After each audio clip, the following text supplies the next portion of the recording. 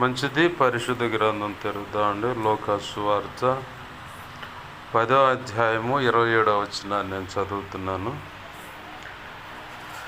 అతడు నీ దేవుడైన ప్రభువును నీ పూర్ణ హృదయముతోనూ, నీ పూర్ణ మనస్సుతోనూ, నీ పూర్ణ శక్తితోనూ, నీ పూర్ణ వివేకముతోనూ ప్రేమింపవలెననియు, నిన్ను వలె నీ పొరుగువారిని ప్రేమింపవలెననియు వ్రాయబడి ఉన్నదని చెప్పాను. చిన్న మాట ప్రార్థన చేసుకున్నాను. ప్రేమగల మా కన్న తండ్రి నేసయ్య, నీకు వందనాలు, కృతజ్ఞతాస్తుతులు మా తండ్రి. మీరు ఇచ్చిన లేఖనాన్ని బట్టి నీ కృతజ్ఞతాస్తుతులు. ఈ లేఖనాన్ని విరవండి ప్రభువా. లేఖనము చాటున మీరు దాచి ఉంచిన నీ అనాది సంకల్పంలో మా కొరకు నువ్వు నిర్ణయించిన నీ మనసులో ఉద్దేశించిన సంగతులు ఏమవుతున్నాయో వాటిని బయటికి తెచ్చి మీ పక్షం వహించిన మీ దాసుని నోట ఉంచి, మీ దాసుని మీ సిలువ చాటును మరుగుపరిచి, మీ దాసుని ముఖాంతరంలోంచి మీరు కనపడుచు నీ అనాది సంకల్పంలో దేవా, నీ దాసుని ఎడల నువ్వు నిర్ణయించిన రీతిగా ధారాళమైన నీ ఆత్మ నడిపింపును, లేఖన ప్రత్యక్షత, ఆత్మ ప్రత్యక్షతను, వాక్శక్తినిచ్చి ప్రభువా, నీవే నాతో మాతో అందరితో సూటిగా తేటగా స్పష్టంగా మీరు మాట్లాడండి.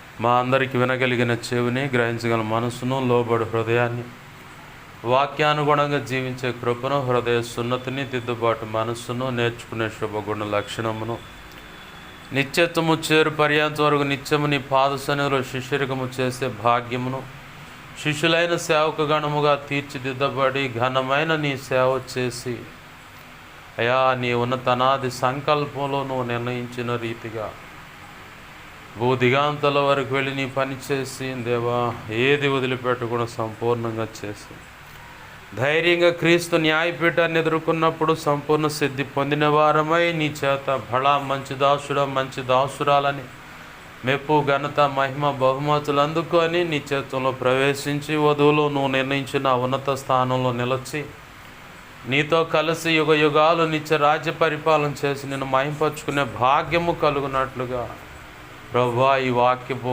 కాంతిలో నుంచి మాకు కనపడుతూ మీరు మాతో మాట్లాడండి. ఉపదేశాన్ని అటగించాలని శత విధాల ప్రయత్నం చేస్తున్న దుష్టుడు, వాడి దూతలు, చీకటి అంధకార శక్తులు ఇంత్యాది మరి ఇంకేమైనా అడ్డుపడుతున్నా వాటి ప్రభావాన్ని యేసు నామంలో నీవు నాకు ఇచ్చిన అధికారం చొప్పున నీ మహాపునరుద్ధాన శక్తిని బట్టి బంధిస్తూ నిత్య నరకంలోకి విసిరి కొడుతున్నాను. అక్కడ ఇప్పుడే వాటి ప్రభావం వేస్తున్నాం లయమైపోవునుగాక. ప్రభువా, నా చుట్టూరు, మా చుట్టూరు, ఈ ప్రాంతంలోకి వీస్తున్న ప్రతి ఒక్కరి చుట్టూరు సిలువ రక్తపు కంచె, రక్షణ కంచె, అగ్ని కంచెను వేసి నీ చేతి నీడలు దాచిపెట్టి నీ మహిమేగాని ఆవరింపచేసి దేవా, నీ బలమైన సన్నిధి ప్రభావం మా మధ్యలో ఉంచి నీ దేవదూతలు అగ్ని వంటి రథముల సైన్య సమూహం నిత్యం కావలిగా ఉంచి నీవే అగ్ని ప్రాకారమే చుట్టూగా ఉండి మాతోను ఉండి అగ్ని స్తంభమే మా మధ్యలో నిలిచి నీలోంచి ప్రభావం నలుదిక్కులు ప్రబలిలా చేసి ప్రభువా, నీవే నాతో మాతో మాట్లాడమని బతిమలాడుతున్నాం. నిత్యము నీ ముఖ కాంతి, సన్నిధి కాంతి అయా అయా నీ తేజోమాన వెలుగు మాపై ప్రకాశింపచేయండి. సర్వోన్నతుని శక్తి మమ్మల్ని కమ్మేలా చేయండి.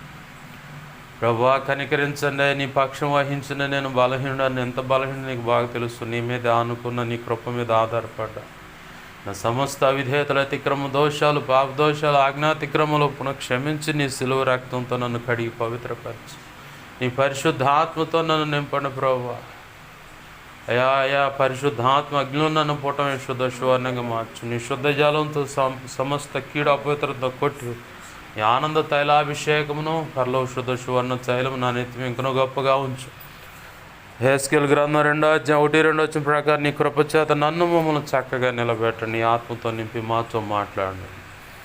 అపోస్తుల కార్యం 4:27-37 నీ కృప నాకు దయచేయి. యెషయా 51:16 ప్రకారం నీ కృప నాకు దయచేయి. మత్తయి 10:1-7-20 వచ్చిన ప్రకారం నీ కృప నాకు దయచేయి. దేవా దేవా ఇర్మియా 1:9-10-18-19 వచ్చిన ప్రకారం నీ కృప నాకు దయచేయి. నీవే నాతో మాతో మాట్లాడమని, ఆత్మకార్యములు జరిగించమని నీవు ఇచ్చిన లేఖనాన్ని బట్టి కృతజ్ఞతాస్తుతులు చెల్లిస్తూ నీ కృపాహస్తాలకి నన్ను మమ్మల్ని అప్పచెప్పుకుంటూ యేసయ్య నామంలోనే ప్రార్థించి సమస్తం పొందుకొని నీ కృతజ్ఞతాస్తుతులు చెల్లించి కృపాహస్తాలు సమస్తాన్ని అప్పచెప్పుకున్నాం మా తండ్రి. Amen, amen, amen.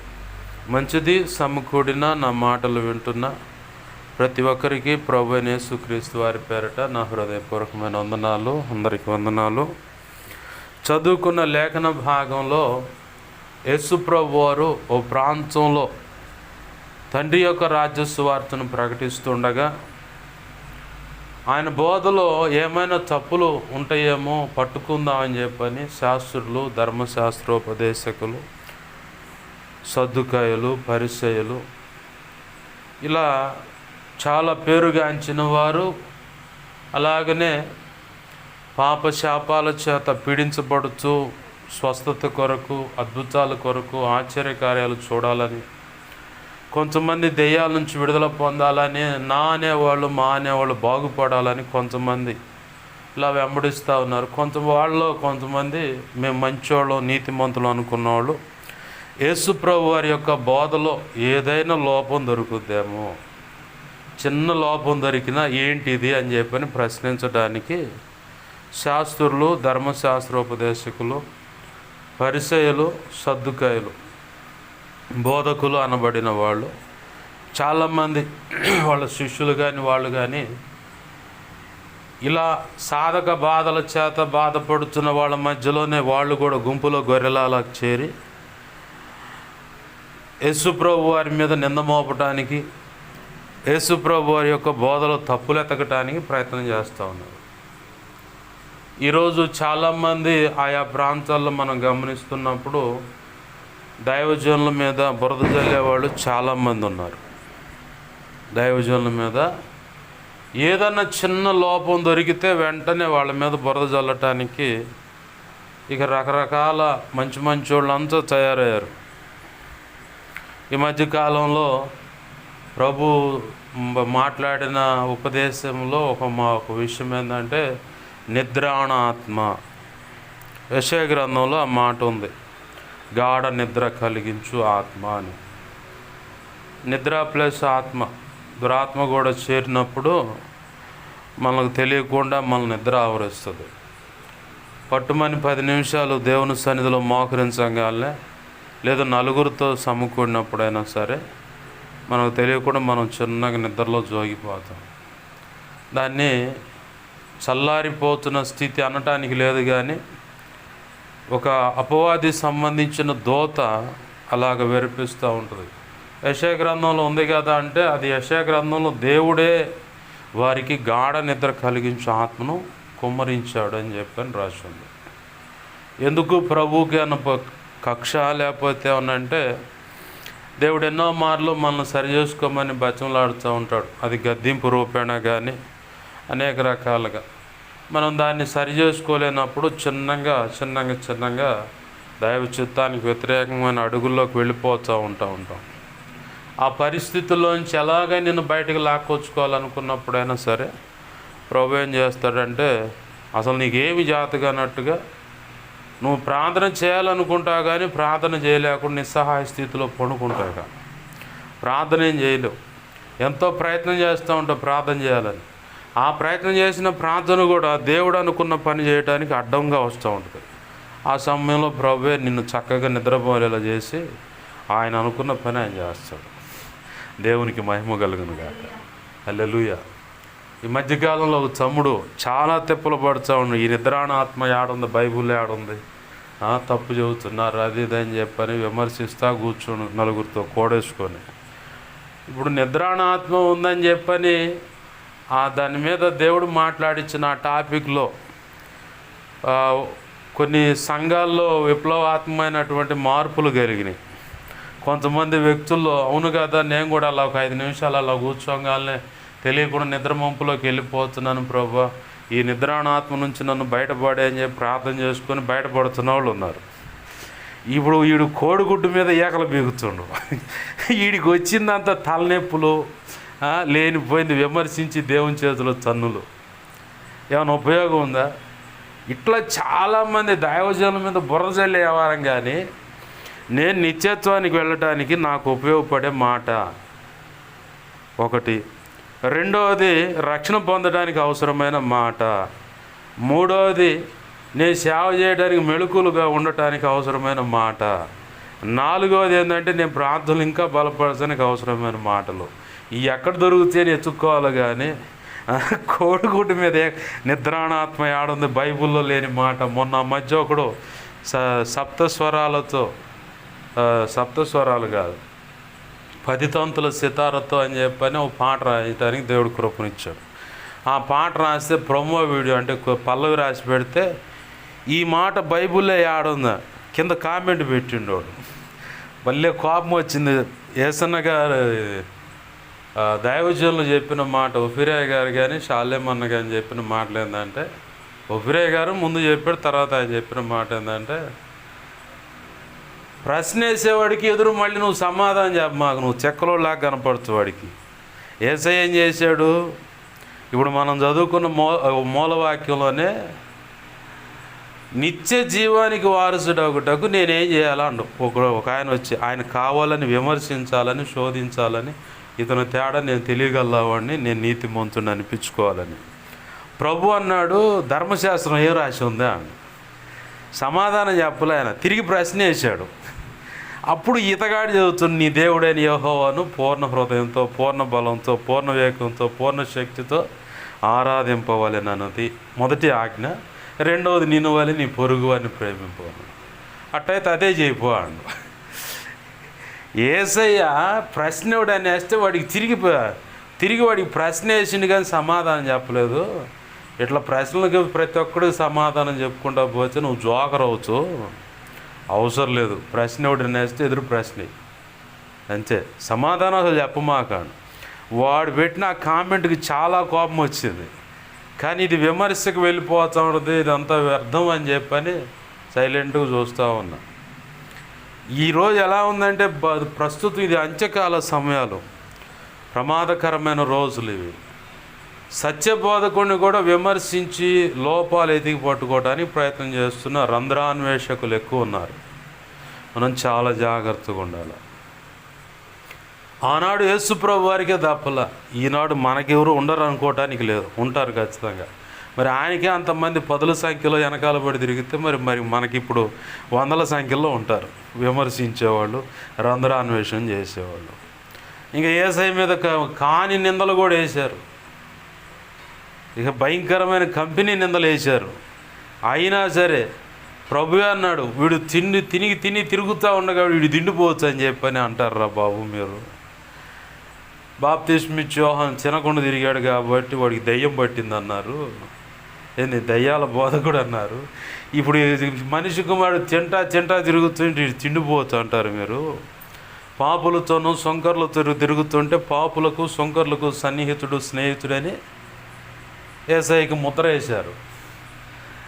ఇట్లానే ఆయన మీద కూడా నిందా ప్రచారం చేయడానికి బరితెగించిన ప్రజలు ఆనాడే ఉన్నప్పుడు ఈనాడు నీ మీద నిందా ప్రచారం చేయకుండా ఉండేవాళ్ళు ఉండరు అనుకోవటానికి లేదు. కన్న తల్లి అయినా నిందేస్తుంది, ఏంది తండ్రి అయినా నిందేస్తాడు, కట్టుకున్నవాడైనా నిందేస్తాడు, కట్టుకున్నదైనా నిందేస్తుంది, కడుపును పుట్టిన బిడ్డలు నిందేస్తారు. నా అనుకున్న వాళ్ళు మంచోళ్ళు, నా మాటలు వింటున్నారు, నాకు చాలా సపోర్ట్ చేస్తారు అనుకున్న వాళ్ళు కూడా నువ్వు కోలుకోలేనంత కంపెనీ బండరాలు నీ మీద వేసి మెలకుండా చూస్తూ ఉంటారు. అలాంటి సమాజంలో మనం బ్రతుకుతూ ఉన్నాం.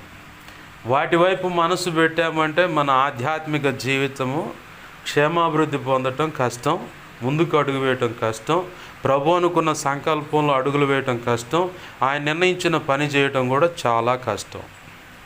అయితే వాటిని ఇదిలించుకునే విద్య మనం నేర్చుకున్నప్పుడు ఇదిలించి పక్కనేసి ముందుకు వెళ్ళిపోతూ ఉంటే ఆ దౌర్భాగ్యులు ఆడే ఉంటారు. నువ్వు మాత్రం ధన్యజీవై సింహాసనం ఎక్కి పరిపాలన చేస్తూ ఉంటావు. ఆమేన్, హల్లెలూయా. యోసేపు మీద కంపెనీ రాయేసింది ఆ తల్లి. కొన్నాళ్ళు శ్రమపడ్డాడు, కానీ ప్రభు చూశాడు, ప్రభు దృష్టికి నమ్మకస్తుడిగా ఉన్నాడు, ప్రభు తోడే ఉన్నాడు. ప్రభు యోసేపు చెప్పిన కళ నెరవేర్చడానికి సమయం ఆసన్నం అవుతుంది. ఆ మాటను బట్టి ఆయన తరుముకుంటూ అతను వెనకాల పడి తిరిగాడు. యేసయ్యే తిరిగాడు. 105వ కీర్తన 20వ వచనంలో అట్టుకుంటే ఆ మాట ఉంది. అతడికి చెప్పిన మాట త్వరితముగా నెరవేర్చాలని ఆతృత పడుతూ ఉన్నాడంట తండ్రి అయిన దేవుడు. అలా ఆతృత పడుతూ అతన్ని అనేక అనుభవాల నుంచి నడిపించుకుంటూ తీసుకెళ్ళి అందనాలకు ఎక్కించాడు. ఆమేన్, హల్లెలూయా. ఇక ఎవరైనా అన్నలు సాగిల పడతారన్నా మీరంటే ఎరా అది ఇది అన్నారు. చివరికి ఏమైంది, వచ్చి సాగిల పడ్డారు. విశ్వసించి దేవుడు మనకిచ్చిన మాటను పట్టుకొని ఆయన వైపు చూస్తూ అడుగులు వేస్తే ఖచ్చితంగా నా ప్రభు ఒక సమయానికి ఆ ఆశీర్వాదం నీకు ఇవ్వటమే కాదు, భావితరాలు దీవించబడేలా కూడా నీ బ్రతుకును సార్థకం చేస్తాడు. ఆమేన్, హల్లెలూయా. వాళ్ళు అంటున్న మాటల వైపు చూసేది లేదు. యేసయ్యకే తప్పలేదు, నీకు నాకు తప్పుతాయనేది అది మనకు బడవ రాళ్ళు అనుకోవటం కష్టం. అలాంటి భ్రమలో మనం బ్రతుకుతామంటే మనం ఇంకా పసితత్వంలో, అంటే పాలు తాగే స్థితిలోనే ఆధ్యాత్మిక జీవితంలో ఉన్నామని గుర్తుపెట్టుకోవాలి. యేసు ప్రభు వారు బోధ చేస్తూ ఉంటే ధర్మశాస్త్రోపదేశకుడు ఒకడు వచ్చి అడుగుతూ ఉన్నాడు, నిత్య జీవానికి వారసుడు అవ్వటానికి నేనేం చేయాలి? ప్రభువారు అన్నాడు, ధర్మశాస్త్రంలో ఉన్న మొట్టమొదటి ఆజ్ఞ ఏంది అన్నాడు. అతను ఒకటి అడిగితే రెండు చెప్పిండు. అంటే నేను నీతిమంతుడిని అనిపించుకోవటానికి. మన చుట్టూ కూడా చాలామంది మేధావులు ఉంటారు. మనం ఒకటి అడిగితే ఇంకోటి ఎగస్ట్రా చెబుతారనమాట. ఎగస్ట్రా ఎందుకంటే పిచ్చి మోకం, నీకేం తెలియదు, నాకంతా తెలుసు, నేను తోపు చురుము, అసలు నా అంత పండితుడు, నా అంత పండితురాలు ఇంకెవరు లేరని చెప్పి నిరూపించుకోవటానికి ఒకటి అడిగితే రెండు చెబుతారనమాట. యేసయ్య ఒకటి అడిగిండు, ఆజ్ఞల్లోకి వెళ్ళా మొదటి ఆజ్ఞ ఏది అన్న. మొదటి ఆజ్ఞ ఏదంటే వరుసగా చెబుతుండే, ఒకటి రెండో ఆజ్ఞ కూడా చెప్పాడు. ప్రభు అన్నాడు, బాగుంది, ధర్మశాస్త్రంలో ఉన్న 10 ఆజ్ఞలన్నీ కలిపి ఈ 2 ఆజ్ఞల్లోనే ఇవిడి ఉన్నాయి, అది చేయిపోండి. నిత్య జీవంకి వారసుడు అవటానికి ఈ 2 చేయి. అంటే దేవుణ్ణి ఆరాధించే విషయంలో లేఖనంలో మనం ఇప్పుడు చదువుకున్న రీతిగా పూర్ణ హృదయంతో, పూర్ణ బలంతో, పూర్ణ వివేకంతో, పూర్ణ శక్తితో ఆయన్ని ఆరాధించాలి. ఆరాధించే దాంట్లో మనము అరాకొరగా ఉండకూడదు, పరిపూర్ణంగా, అంటే ఏ కొలత లేకుండా సమృద్ధిగా మనసుకు సంతృప్తి కలిగేంతగా ఆయన ఆరాధించుకోవాలి. దాంట్లో తప్పే లేదు. ఇంకా ఆయన కాకుండా వేరొక విషయాన్ని ఆశ్రయిస్తే మనం చదువుకున్నాం. అసలు ఆయన ప్రభు చెప్పాడు, భూమి మీద సంచరించే జంతువులు కానీ, ప్రాకిడి పురుగులు కానీ, ఎగిరే పక్షులు కానీ, జలచరములు కానీ, ఆకాశం మీద ఎగిరే పక్షులు కానీ, దేని బొమ్మనైనా సరే నువ్వు చేసుకొని దానికి సాగిల పడకూడదు, మొక్కకూడదు, ఆరాధన చేయకూడదు. అలా చేస్తే నేను కోప్పడుతాను, నేనే వ్యతిరేకమవుతాను. ఇక నేను వ్యతిరేకమయ్యానంటే ఇక నువ్వు ఈ ఆడికి పోయినా సమాధానం దొరకదు. దేవుడే వ్యతిరేకమైతే సమాధానం దొరకదు. అదే దేవుడు అనుకూలం అనుకో, ఇరుకులో కూడా మనకు విశాలత వస్తుంది. ఆమేన్, హల్లెలూయా. మనం దేవునికి నచ్చని పని ఒకటి, విగ్రహారాధన చేస్తాం. ఒకవేళ ఎవరైనా ఉండొచ్చు, విగ్రహారాధన అనేది దేవునికి నచ్చని పని. ఆయనే దేవుడని ఆయన్నే కొలవాలి, ఆయనకే సాగిలు పడాలి, ఆయన్నే ఆరాధించుకోవాలి. మనకు తెలియకుండా మనలో గూడుగట్టుకుపోయి కొన్ని విగ్రహాలు ఉన్నాయి. ఒకటి ధనం అనే విగ్రహం ఉంటుంది. ధనం అనే విగ్రహారాధన అని కూడా బైబిల్లో ఉందన్నమాట. ధన మోసంలో చిక్కబడితే ధనము ఎక్కువగా సంపాదించాలని ఆతృత పడి ఆ సంపాదన మీద లక్ష్యం ఉంచిన వానికి శ్రమలు విస్తరిస్తాయని చెప్పని కూడా తిమోతి పత్రికలో రాసిందన్నమాట. ధనం విషయంలో ఆశ కలిగి తీతు పత్రికలో రాసిందన్నమాట. ధన విషయంలో ఆశపడి ఎక్కువగా ధనార్జన, అంటే ధనాన్ని సంపాదించాలని ప్రయత్నం చేస్తున్న వారికి శ్రమలు, ఇక తెలియకుండా పోయి శ్రమలు ఇరుక్కుంటారని కూడా రాసింది లేఖనంలో. విగ్రహారాధనలో భయంకరమైన వాటిలో ధనం అనేది ఒకటి. ఇంకోటి లేదంటే మనిషిని ఎక్కువగా, దేవుని కంటే ఎక్కువగా మనిషిని ప్రేమిస్తూ ఉంటాం మనం. మనకు తెలియకుండానే జరిగిపోతూ ఉంటుంది. భార్య భర్తను ఎక్కువగా అమితంగా ప్రేమిస్తుంది, భర్త భార్యను అమితంగా ప్రేమిస్తారు. లేదా ప్రియురాలు ప్రియుడిని అని చెప్పని ఇట్లా. ఇది ఒక కోణం. ఇంకొక కోణం ఏంటంటే కన్న బిడ్డలే తల్లిని కానీ తండ్రిని కానీ ఒక విగ్రహంలాగా చేసుకొని ప్రేమిస్తూ ఉంటారు. అన్నిటికంటే ముఖ్యం ఏంటంటే తల్లిదండ్రులని, భార్య భర్తలను ఒకవేళ ప్రేమలో ఉన్నాడు ప్రియుడిని ప్రియురాలను ప్రేమించడంలో తప్పులేదు, కానీ వాళ్ళు యేసుప్రభు వారి తర్వాతే ఉండాలి, కానీ యేసుప్రభు వారి వెనకాల ఉండి వాళ్ళు ముందు ఉండకూడదు. అలా ఉండటం వల్ల కూడా మనం చాలా నష్టపోతాం. డేవిడ్ పాల్ యాంగిచో గారికి దేవుడు చెప్పిన ఒక మెనో పరిచర్య అంతగా వర్ధిల్లటానికి కారణం ఏంటంటే, ఆయన మనసులో అనుకున్న ఆలోచన ప్రకారం ఆయన అనుకున్న మెనో ఏంటంటే, డేవిడ్ పాల్ యాంగిచో గారు పెట్టుకున్న మెనో మొదటిగా దేవుడికి ప్రాధాన్యతనిస్తున్నాడు, తర్వాత తన వ్యక్తిగత ఆధ్యాత్మిక జీవితాన్ని కాపాడుకుంటున్నాడు, తర్వాత సంఘాన్ని పెట్టాడు, తర్వాత కుటుంబాన్ని, తర్వాత చివరిలో భార్య పిల్లలను పెట్టాడు. ఈ క్రమంలో కొనసాగుతూ ఉంటే పరిచయం వర్ధిల్లుతూనే ఉంది, కానీ భార్య పిల్లలతో గడపటం అనే సమయం పోవటం వల్ల భార్యకి తనకి మధ్యలో మనస్పర్ధలు ఏర్పాటు అవటంతో ఇక ఆమె నేను మా ఇంటికి వెళ్ళిపోతాను, పుట్టింటికి వెళ్ళిపోతాను, ఇల్లు ఖాళీ చేసి బయలుదేరుతుంది. దేవుని సన్నిధిలో పాల్ యాంగిచో గారు ఆయన సమయం అంతట్లో మొత్తం పరిచర్యకు ముగించుకొని, ప్రభువా మరి ఈరోజు ఈ పని చేశాను, నీకు స్తోత్రాలయ్యా, ఇంకేమైనా పొరపాటు ఉంటే క్షమించి అడుగుతూ ఉంటే దేవుడు మాట్లాడుతాను, నువ్వు ఇంటికి వెళ్ళు, నీ భార్య అలిగి ఇంటికి వెళ్ళిపోతుంది వాళ్ళ ఇంటికి అన్నాడు. అది దానికి తెలియదులే ప్రభు, అది అంతే, నేను ఎప్పుడు చూసినా అని చెప్పని వాదిస్తూ ఉన్నాడు దేవునితో. నేను చెబితే ఎనవా అయింది, వెళ్ళి నువ్వు ఇంటికి వెళ్ళాను, వెళ్ళు అంటూ ఒక మాట చెప్పాడు. మొదటిగా నాకు స్థానం ఇస్తున్నావు, ఓకే, తర్వాత నీ ఆధ్యాత్మిక జీవితాన్ని కాపాడుకుంటున్నావు, ఓకే, ఆ మూడవది సంఘానికి బదులుగా నీ భార్య బిడ్డలను పెట్టు, తర్వాత కుటుంబాన్ని పెట్టు, చివరిలో సంఘ బిడ్డల సంగతి పెట్టు అని. అదేంటి ప్రభువా, నీ సంఘం చాలా ప్రాధాన్యమైంది కదా, నా కుటుంబం ఏముందంటే, నేను చెబుతున్నా మెనో ఇలా పెట్టుకో. సరే ప్రభు అని చెప్పని వెళ్ళి భార్యతో సమాధానపడి తర్వాత దేవుడు చెప్పినట్లుగా అడుగులు వేయటం వల్ల ఆ సంఘము 25 లక్షల పైచులకు సంఘ సభ్యులతో సమకూర్చబడింది. దేవునికి మహిమ కలుగును గాక.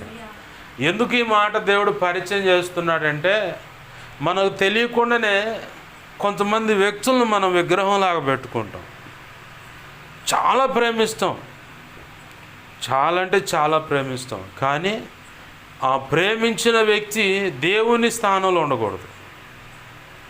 ప్రేమించిన వ్యక్తి భర్త అయినా, భార్య అయినా, ప్రియుడైనా, ప్రియురాలైన, తల్లి అయినా, తండ్రి అయినా, ఇక ఇన్ఛార్జ్ ఎవరైనా స్నేహితులను కూడా చాలా విగ్రహంలాగా ప్రేమిస్తారు. ఎవరైనా సహాయం చేస్తూ ఉంటే దైవజనులు కూడా విగ్రహంలాగా మారిపోతారు. దైవజనుడు కూడా విగ్రహంలాగా మారిపోతాడు. కొంతమంది అయితే ఇక ఏకంగా దైవజనుడు ఫోటో పెట్టి సాంబ్రాణి కట్టి కూడా ముట్టిస్తున్నారని అంతకుముందు ఎవరు చెప్తే అన్నా నేను. అసలు దైవజనుడు దేవుడిని వదిలేసి ఈయన ఆరాధన సతీష్ కుమార్ గారు చెప్పారు. ఓ రోజు పరిచర్య చేస్తూ ఉంటే అందరూ దైవజనుడిని బట్టి ఇక దైవజనుడిని ఎత్తేస్తున్నారంట ఊరకల. అమ్మో దైవజనుడు అని. దేవుని సన్నిధిలో కూర్చుంటే, నాకు రావాల్సిన ఘనత నువ్వు పొందుతున్నావేంది అన్నంట దేవుడు. అదేంది ప్రభువా, నేనేం పొరపాటు చేశానయ్యా అంటే, ప్రజలని నా వైపు మళ్ళించమని నీకు చెప్పా. లేఖనంలో ఉంది కదా, యోహాను సువార్త 12వ అధ్యాయం 32వ వచనం ఎదట్టుకుంటా, నన్ను అలా పైకెత్తి చూపించండి, నా సిలువను అలా పైకెత్తి చూపించండి, నేను ఆకర్షించుకుంటా.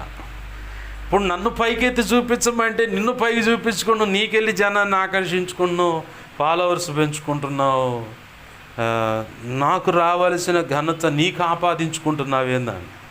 అంటే నువ్వా సిలువ మోసింది, నువ్వా దేవుడివి, పునరుద్ధానమైంది నువ్వా అని చెప్పని ఇట్లా దేవుడు కొన్ని ప్రశ్నలతో సంధించగానే గడ్డ వణుకుతా, ప్రభువా పొరపాటైంది, నన్ను క్షమించయ్యా, ఇంకెప్పుడు ఆ పని చేయనయ్యా, నువ్వు చెప్పినట్టే చేస్తాను ప్రభువా, నిన్నే ఫాలో అవ్వాలి వాళ్ళు, నిన్నే ఆకర్షించాలి, నన్ను కాదయ్యా అని చెప్పని ఇక అప్పటి నుంచి తన పద్ధతులు మార్చుకున్నాడు. నేను ఆయా ప్రాంతాలకు వెళుతున్నప్పుడు ఈ చేతబడి క్రియలు వీటి మీద ప్రార్థన చేయడానికి వెళ్ళినప్పుడు కొంతమంది నన్ను ఒక దేవుళ్ళలాగా కాళ్ళు కూడా పట్టుకోవడానికి వచ్చిన వాళ్ళు, కాళ్ళు పట్టుకున్న వాళ్ళు కూడా ఉన్నారు.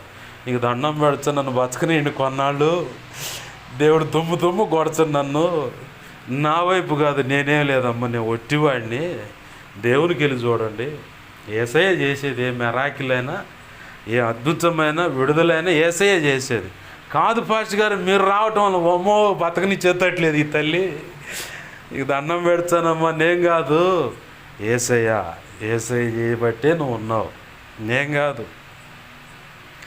అయినా కానీ కొంతమంది అయితే కొత్తగా గృహప్రవేశం చేసినప్పుడు గోమాత అని చెప్పని ఆవు దూడను కూడా తీసుకొని వస్తారు ఇంట్లోకి. ఆ టైపులో ప్రతి గదికి తిప్పారు నన్ను. ఓ తల్లి తిప్పింది అట్నే. నాకు అదే గుర్తొచ్చింది, ప్రభు నేను గోమాతనా అంటే ఆ ఇంట్లో ఏదైనా చీకటి శక్తి ఉంటే ఆ ఆవు దూడ అడుగు పెట్టినప్పుడు ఆ చీకటి పారిపోద్ది. లేదంటే చీకటి ఉంటే ఈ ఆవు దూడ లోపలికి అడుగు పెట్టదు. దాన్ని బట్టి సూచన అనమాట.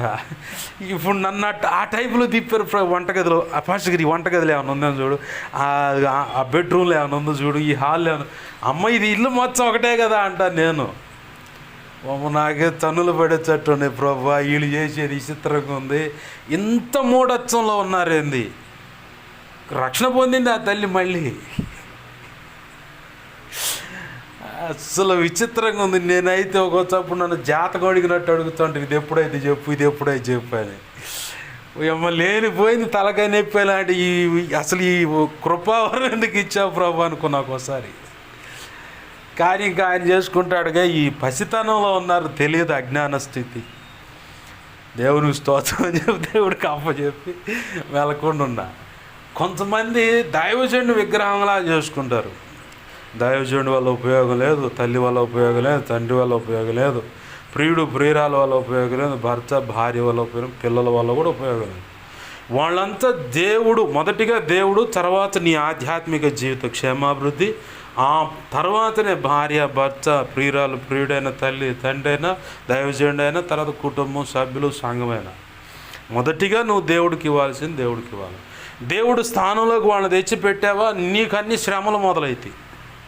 ఇక శ్రమలు కష్టాలు ఊపిరి సలపలేని పరిస్థితులు అంత గందరగోళంగా ఉంటుంది. నువ్వు వెళుతున్నది దేవుని చిత్తానుసారమైన మార్గంలో అయినా నువ్వు అడుగులు వేస్తుంటే ఏందో మొత్తానికి తేడా పడుతున్నాను అనిపిస్తూ ఉంటుంది. మనం చేయాల్సిన మొట్టమొదటి పని ఏంటంటే దేవునికి మొదటి స్థానం ఇవ్వాలి.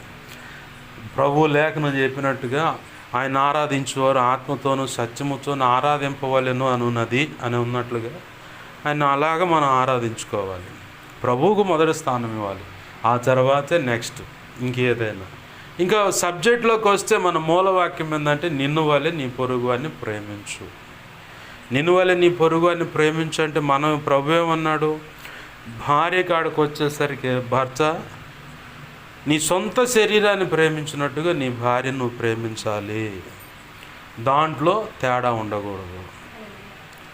మన సొంత శరీరానికి ఇప్పుడు నేను తినాలనుకున్నా, నాకు అప్పుడప్పుడు అనిపించేది ఏదన్నా తినేటప్పుడు ఇంట్లో కుటుంబ సభ్యులు ఇట్లా కొన్ని గుర్తొస్తూ ఉండేవి.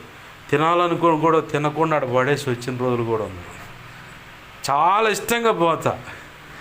ఆ కలాకాని లేదంటే గులాబ్ జామ్ ఇవన్నీ తినడానికి వెళ్తా, ఆ చేతిలో తీసుకుంటా.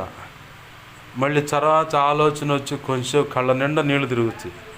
ఇక అవి తమాయించుకొని మళ్ళీ తిని లేదంటే వద్దులే అని చెప్పని ఆడ పడేసి వచ్చిన రోజులు ఉన్నాయి. అంటే నేను తింటున్నాను బాగానే ఉంది, ఇంట్లో వాళ్ళు తింటున్నారా లేదా? నేను ఎలా అయితే నా సౌఖ్యాలు నేను చూసుకుంటున్నాను, నా అవసరాలు చూసుకుంటున్నాను, అలాగనే భార్య ఉంటే భార్య విషయంలో లేదా తల్లి కానీ తోడబుట్టిన వారు కానీ మరి ముఖ్యంగా ప్రభు ఇచ్చిన సంఘం ఆ సంఘ బిడ్డలు తింటున్నారా లేదా? ఆహారం తీసుకునేటప్పుడు ఖచ్చితంగా నేను ఈ ప్రార్థన చేస్తాను. ప్రభువా నేను తింటున్నాను, మరి సంఘ బిడ్డలు తింటున్నారో లేదో, తోడబుట్టిన వారు వారి పిల్లలు కానీ తల్లి కానీ నాకున్న సభ్యులు కుటుంబ సభ్యులు కానీ లేదంటే విశ్వాసాన్ని బట్టి మరి నాకు భార్యగా ఎంచిన అమ్మాయి ఎవరో ఎక్కడుందో తిన్నారో లేదో అని, అలాగనే బాప్తిస్మం ఇచ్చిన దైవజనులు కానీ అంతకంటే ముందుగా ఆత్మీయ తండ్రి తల్లి కానీ వాళ్ళు తిన్నారో లేదో, నన్ను అభిషేకించిన దైవజనులు కానీ నాతో పాటు ఉన్న ఆత్మీయ స్నేహితులు సేవకులు ఇట్లా పిఎఫ్లో సేవకులు ఉంటారు. ఆ సేవకులు కానీ ఇలా తిన్నారో లేదయ్యా వాళ్ళ సంగతి చూడని చెప్పని ఒకసారి అలా జ్ఞాపకం చేసుకొని తినటం అనేది ప్రభు అలవాటు చేశాడు. ఆత్మీయ తండ్రి దగ్గర ప్రార్థన చేస్తూ ఉంటే వేరొక దైవజనుడు, నేను ఇలా ప్రార్థన కూడా చేయలేకుండా తింటున్నాను కదా నాకు ఇచ్చిన సంఘబిడ్డల కోసమని ఆయన చేస్తున్న ప్రార్థన విని అతను పద్ధతి మార్చుకున్నాడని. ఇలా కొన్ని సందర్భాలు దేవుడు నాకు గుర్తు చేసినప్పుడు అన్ని విషయాలు జ్ఞాపకం చేసుకుంటా అప్పుడు ఈ ప్రార్థన అంతా అయిపోయిన తర్వాత మాత్రమే ఆహారం తీసుకుంటా. ఎందుకంటే నేను తింటున్నాను బాగానే ఉంది, సంఘబిడ్డలు తిన్నారో లేదో, ఉందో లేదో, ఎలాంటి పరిస్థితిలో ఉన్నారో నాకైతే తెలియదుగా. కాబట్టి నేను వాళ్ళ కోసం ప్రార్థనలో జ్ఞాపకం చేసుకుంటే ప్రభు చిత్తంలో ఎవరో ఒకళ్ళ ద్వారా సహాయం అందిస్తాడు. ప్రభు ఖచ్చితంగా వాళ్ళకు పోషణ అందిస్తాడు. ఇది నన్ను వల్లే నా పొరుగు వారిని ప్రేమించే విషయంలో. భార్య కూడా భర్తకు లోబడమని చెప్పని దేవుడు చెప్పాడు. సంఘం ఎలా అయితే క్రీస్తుకు లోబడుతుందో అలా నువ్వు లోబడు. లోబడినప్పుడే ఆశీర్వాదం అనేది మనం చూడగలుగుతాం. జాయ్ చెరియన్ గారని జీవపు మాటలు అనే ప్రోగ్రాం వస్తుంది టీవీలో. ఆమె ప్రారంభంలో నాస్తికురాలుగా, దేవుడు అంటే అస్సలు పడదు, సేవకురాలు కూతురు, మళ్ళీ దేవుడు లేడేం లేదు అని చెప్పి అంటాడు. అయితే బ్యాంక్ ఎంప్లాయ్ చెరియన్ అని చెప్పి ఆయన భర్త పేరు, అది చెరియన్ అనేది ఆయన భర్త పేరు, ఈమె పేరు జాయ్. అయితే దేవుని అభిషేకం కోరుతా ఉంది, ప్రభు నాకు అభిషేకం ఇవ్వు, నాకు అభిషేకం ఇవ్వు, నాకు అభిషేకం ఇవ్వు అంటే ఏమో భర్తకు లోబడదు. భర్తకు అస్సలు పొరపాటు. ఎందుకు లోబడవు అమ్మాయి అంటే దేవుడితో చెప్తుందామా, మా ఆయనకు అసలు ఏం తెలియదు, నాకు తెలిసినంత కూడా తెలియదని. ప్రభు అన్నాడు, తెలియకపోయినా నువ్వు లోబడు, అతను ఏం చెబుతాడో అది చెయ్యి. అది కాదు ప్రభు, అతనికి సేవ అంటే విషయంలో పెద్ద అవగాహన లేదు, అసలు ఏమీ తెలియదు ప్రభు అంటే, ఏమీ తెలియకపోయినా నేను చెబుతున్నా అతనికి లోబడు, అతనికి లోబడితే అప్పుడు నేను నీ మీద అభిషేకం పోస్తాను. కాదు ప్రభు అని చెప్పి చాలా మొండిగా అడ్డం తిరిగితే చిన్నగా కడుపును పుట్టిన బిడ్డను అట్ట నలిపాడు దేవుడు. నలపంగా నీకు అప్పుడు ఆమెకు అర్థమైంది, నేను లోబడకపోతే దెబ్బలు ఏడపడుతున్నాయి, నేను లోబడకపోతే దెబ్బలు కడుపును పుట్టిన బిడ్డల మీద పడుతున్నాయి దేవుని దెబ్బలు అని చెప్పని ఆమెకు అర్థమై వెంటనే భర్తకు లోబడింది. భర్తకు ఎప్పుడైతే లోబడిందో బలమైన పరిశుద్ధాత్మ అభిషేకం ఆ మీదకి వచ్చింది. అప్పుడు దాకేమో ఆ సంఘంలో, ఆ హైదరాబాద్ ఆ ప్రాంతంలో, వాళ్ళ స్వగ్రామం సొంత ప్రాంతం కేరళ బ్రాహ్మిన్స్ ఒక కుటుంబం వచ్చింది అక్కడికి. రామాపురం అనే ప్రాంతం అక్కడ హైదరాబాద్. అక్కడికి వచ్చింది. ఇక ఆ కుటుంబమే స్ప్రెడ్ అవుతూ ఉంది సంఘంలో. వాళ్ళ పిల్లల్ని ఇచ్చుకుంటే అట్లా పెద్ద సంఘం అయింది అది. ఇప్పుడు ఎప్పుడైతే దేవునికి ఆమె లోబడిందో, భర్తకు లోబడిందో, దేవుడు చెప్పిన మాటకు లోబడిందో, ఇక ఆమె ప్రపంచ దేశాలందరికీ తెలిసిపోయింది. ఆమేన్, హల్లెలూయా. భర్తకు లోబడతాం అంటే దేవుడు చెప్పిన ఆజ్ఞకు లోబడటం వల్ల. ఇప్పుడు భర్తకు లోబడితే ఇక ఆమె ఏదైనా తిందామన్నా ఇప్పుడు ఆయన గుర్తొస్తూ ఉంటాడు. అంటే తన శరీరం కాబట్టి అర్ధభాగంగా ఉన్నారు, ఇరువురు కలిపిస్తేనే ఒకటై ఉన్నారు. అంటే వేరు కంటే ఆమె సగంగా ఈయన సగంగా ఉన్నారు. వాళ్ళిద్దరు కలిస్తేనే ఒకటై ఉన్నారు. లేఖనం అదే చెప్తుంది కదా. వారు వివాహం జరగ మునుపు వరకు ఇరువురు వేరు శరీరాలే. ఎప్పుడైతే వివాహం జరిగిందో తల్లి తండ్రిని విడచి వారు ఒకటిగా హత్తుకొని ఉన్నారు. కాబట్టి అప్పుడు వారు ఏక శరీరమయ్యారు. అంటే సగంగా ఉన్నారు, వాళ్ళొక సగం వీళ్ళొక సగంగా. అట్లా ప్రభు కృపను బట్టి వారు ఏకమయ్యారు. కాబట్టి ఇప్పుడు ఆమె భర్తకు లోపడటం వల్ల ప్రతి ఆలోచన భర్తకి ఏదన్నా. అట్లానే కుటుంబ సభ్యులు అత్తమామలను ప్రేమించే విషయంలో కానీ దేవుడు కృపనిస్తాడు. ఎందుకంటే పొరుగువారు కదా వాళ్ళు. కొంతమంది అత్తమామలను ప్రేమించమంటే మా అమ్మ కాదు కదా, మా నాన్న కాదు కదా అని ఆలోచనలు ఉంటారు. కన్న తల్లి, ఎడుగుడి తల్లే. వాళ్ళకు మనం ప్రేమను పంచడం వల్ల ఒకానొక నాటికి దేవుడు ఉన్నతమైన కృపచేత ఆశీర్వదిస్తాడే తప్ప అన్యాయం చేయడు. అలాగే వాళ్ళకు ఉపచారం చేసి మేలు పొందిన వాళ్ళు చాలామంది ఉన్నారు. అలాగనే వాళ్ళ మీద హృదయంలో కఠినత్వాన్ని, వ్యతిరేకము, పగ ప్రతీకారాలు పెట్టుకొని భ్రష్టులను, శాపగ్రస్తులను, రోగగ్రస్తులను ఇత్యాది అనేక కారణాల బట్టి బాధించబడ్డ వాళ్ళు కూడా ఉన్నారు. అయితే తల్లిదండ్రులను ఎలా అయితే మనం ప్రేమిస్తామో అత్తమామలను కూడా అలానే ప్రేమించినప్పుడు మనం ధన్యజీవులు అవుతాం.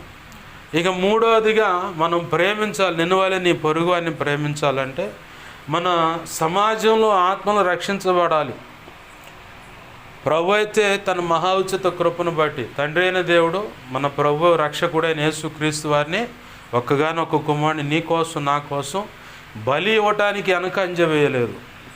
బలి అర్పించాడు, ఆ రక్తాన్ని చిందించాడు, మరణించాడు, పునరుద్ధరణై తిరిగి లేచాడు. ఈ బలి అర్పణ దేనికోసం జరిగిందంటే నిన్ను నన్ను మనందరిని ప్రేమించే. ఆయనే గనక ఆ సిలువలో ప్రాణం పెట్టకపోతే, ఆ సిలువ మరణం అనుభవించకపోతే, ఆ శ్రమలు అనుభవించకపోతే మనకి ఈరోజు పునర్జన్మ సంబంధమైన స్నానం అంటుంది బైబిల్. అంటే జన్మత కర్మత పాపాల నుంచి విడిపించబడి తండ్రి అయిన దేవునితో సమాధానము, విమోచన, రక్షణ ఆనందం అనేది లేదు. యేసు ప్రభు వారు ఎప్పుడైతే సిలువలో ప్రాణం పెట్టాడో, ప్రాణం పెట్టి తిరిగి పునరుద్ధరణై లేచాడు కాబట్టి ఆయన చనిపోవటం వల్ల కూడా మనకు ఉపయోగం లేదు. ఆయన చనిపోవటం వల్ల మనకు ఉపయోగం లేదు. ఈ లోకంలో చెప్పబడుతున్న దేవి దేవతలు ఇంతమంది అని చెబుతున్నారు, అందరూ చనిపోయారు కానీ ఎవరు పునరుద్ధానమై అంటే మూడో రోజున సజీవులుగా లేచిన వాళ్ళు లేరు. కొంతమంది సత్యసాయిబాబా గారి గురించి పట్టుకొస్తారు. ఎందుకంటే ఆయనకి యోగాసనంలో మరణాసనం అనేది అదేదో ఉంది, మరణాసనం ఏదో శ్వాస పీల్చుకోకుండా ఇన్ని రోజులని తను కంట్రోల్ చేసుకునే ఒక యోగ విద్య ఉంది. ఆ యోగ విద్యను బట్టి సమాధిలోకి వెళ్ళి 3 రోజులు ఉండి తర్వాత మళ్ళీ బయటకు వచ్చాడని ఆయన చరిత్ర పుస్తకమే సాక్ష్యం ఇస్తుంది. మనకి ఏదన్నా ప్రామాణిక గ్రంథాలు సాక్ష్యాలుగా ఏమన్నా ఉన్నాయంటే ఆయా దేవి దేవతల యొక్క దేవుళ్ళ యొక్క చరిత్ర పుస్తకాలే మనకు ప్రామాణికం అంటే సాక్ష్యం. ఆ సాక్ష్యం ఉంది కాబట్టి బైబిల్ గ్రంథాన్ని మనం నిజంగా జరిగిన సందర్భాలు ఉన్నాయి, చరిత్ర ఆధారాలు ఉన్నాయి.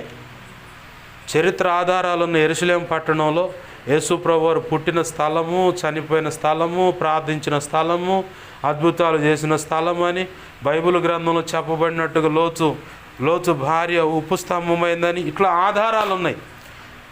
మోషే కర్రతో ముట్టగానే రాయి చీల్చబడి ఇదిగో ఈ రాయిలో నుంచి నీళ్ళు వచ్చాయని, ఎలీషా జీవపు ఓట అని చెప్పని ఇలా అనేక రకాల ఆధారాలు ఉన్నాయి.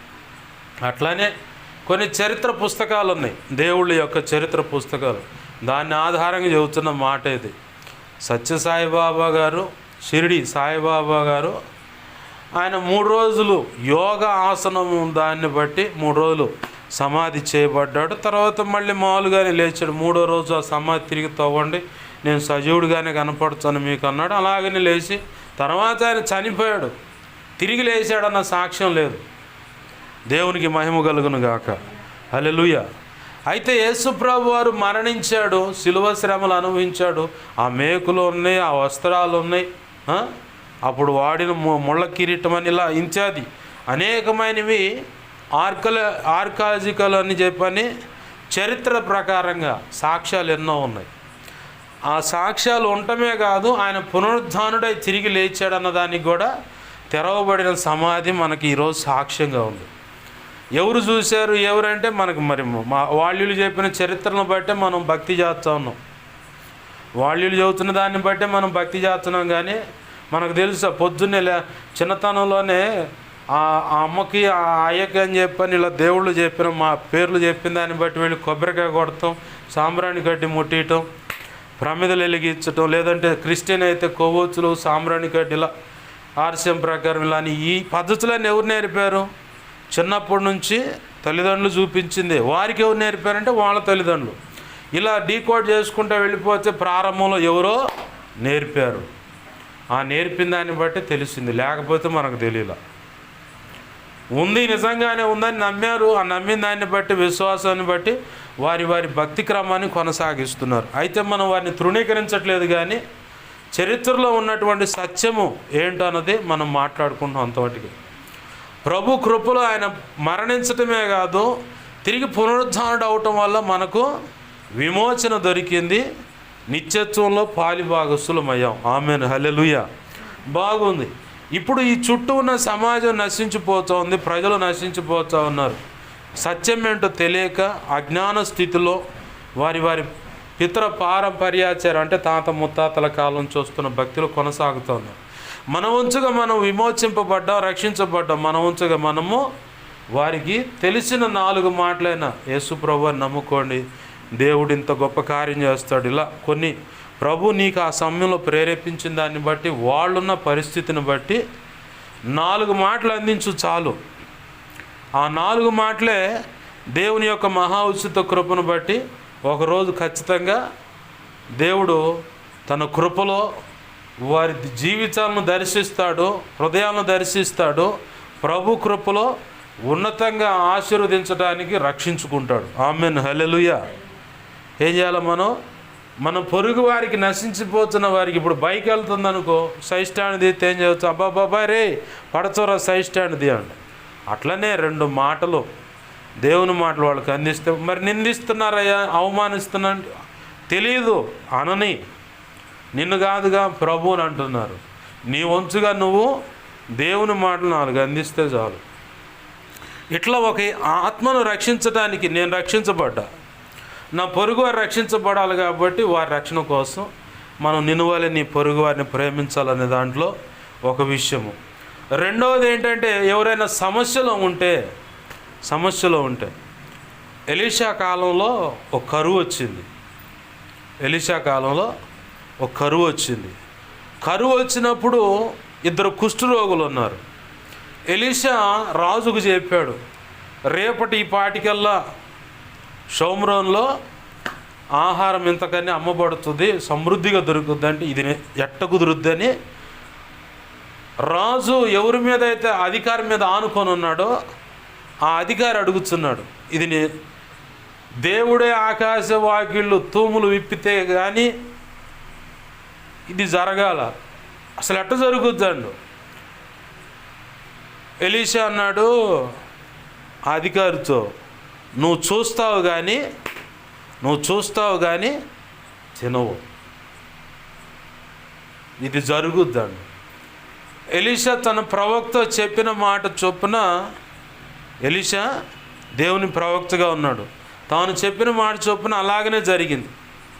ఎవరైతే ముట్టడి తెప్పేశారో, అంటే చుట్టూ ఎవరు బయటికి వెళ్ళటం రావడానికి లేకుండా, ఏ సహాయం అందకుండా ఆ రోజుల్లో రాజులు ముట్టడి దెబ్బ అంటారు. ఎవరు బయటికి వెళ్ళకుండా రాకుండా, సహాయం ఏదో అందకుండా, కరువు చల్లాడిపోవాలన్నమాట. ఎంత కరువు అంటే తన కడుపును పుట్టిన బిడ్డలను చంపుకొని తినేంత కరువు వచ్చింది. అయితే ఆ కరువులో కారణం ఎవరు అంటే ఎలీషా అని చెప్పని రాజు అంటే, నేను కాదు అబ్బాయి నువ్వేనాడు. ఎందుకు ఈ కరువు అంటే నీ అజ్ఞాన స్థితి, దేవుడు ఒకటి చెబితే నువ్వు ఇంకోటి చేస్తున్నావు, ఆ కారణాన్ని బట్టి కరువు ఎదుర్కొంటున్నావు, సమస్యలు ఎదుర్కొంటున్నావు.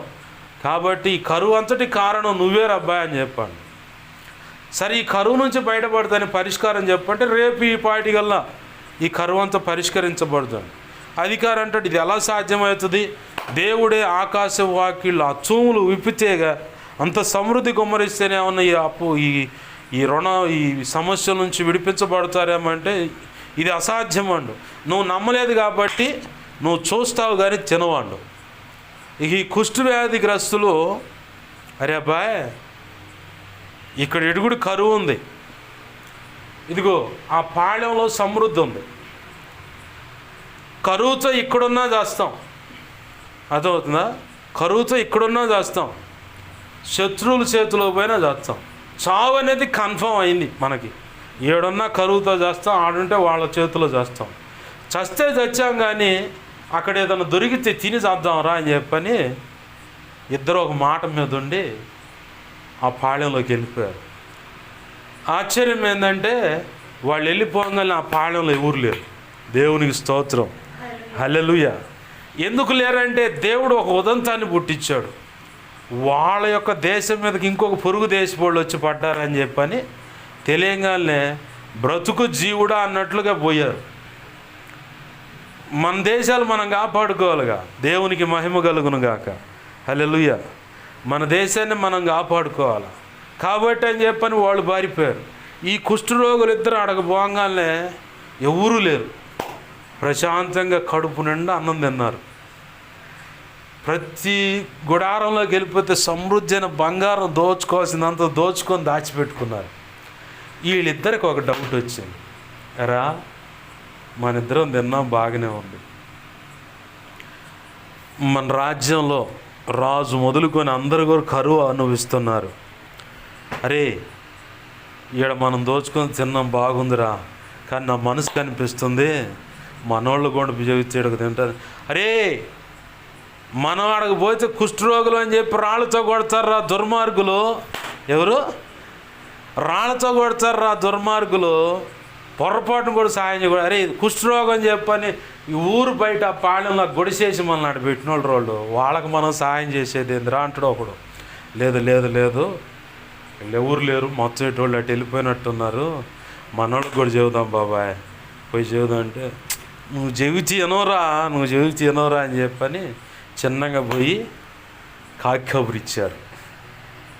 దేవునికి మహిమ కలుగును గాక. హల్లెలూయా. ఎంత బాగా అంటే బొర్ర మొత్తం పరిగెత్తుకొని వచ్చి మొత్తం గుడారాల మీద పడితే సమృద్ధి చేత వారందరూ పోషింపబడ్డారు. ఆమేన్. హల్లెలూయా. కుష్ఠరోగులు వాస్తవానికి వెలివేయబడ్డవాళ్ళు. మనకి ఎవరైనా ఏదైనా ఆపదలో ఉన్నారని తెలిస్తే ఆ విషయాన్ని వాళ్ళకి చెప్పాలి. సరి చేసుకున్నారు, లేచలేదు. ఏంది ఆపదలో ఉన్నప్పుడు, అక్కర్లో ఉన్నప్పుడు వారికి సహాయం చేయటం, ఆపదలో ఉన్నప్పుడు మాట సహాయం చేయటమే కాదు, అలాగనే వారి కోసం ప్రార్థన చేయటం. నాకు ఈ మధ్యకాలంలో నన్ను బాగా బాధించిన వ్యవహారం ఏంటంటే, నేనున్న ఇంటి ఎదురుగునే మొన్న ఈ మధ్య ఒక పెద్దవాడు చనిపోయింది. ఆమె చనిపోకముందు దేవుడు ఆ ఇంట్లోకి వెళ్ళి వాళ్ళ కోసం ప్రార్థన చేయమని, ఎందుకంటే 2 ఆడపిల్లలు ఉన్నారు వాళ్ళకి. సర్వసాధారణంగా నాకు ఉన్న బిరుదులు ఏంటంటే, చెప్పిన మాటలు కొంచెం శ్రద్ధగానండి, ఏంది నాకున్న బిరుదు ఏంటంటే యాడికి పోయిన ముద్రలు పడుతీడు, పలానా ఆడపిల్లల కోసం పోతున్న పలానా ఆడపిల్లలు అది ఇది అని చెప్పాను. ఈ ముద్రలు అన్నీ చూసుకున్నవాడిని కాబట్టి ఎటు వస్తుందో అని చెప్పని అమ్మ చేత ఆ అమ్మకు చెప్పించా, ఇటు సంగతి అమ్మ ఇలా ఉంది వాళ్ళ పరిస్థితి, కొంతమంది దుర్మార్గులు చేస్తున్న పని, వాళ్ళు చేస్తున్న దాన్ని వీళ్ళు చూస్తూ ఉన్నారు, చూసిన దాన్ని బట్టి వీళ్ళు నోరు తెరిచి ఆ వ్యక్తులకి యువతలు ఎవరైతే ఆ దుర్మార్గమైన పనులు ఎవరెవరి మీద చేస్తున్నారో ఆ విషయాలు యువతలు వీళ్ళు చూస్తూ ఉన్నారు, కనబడతాయి.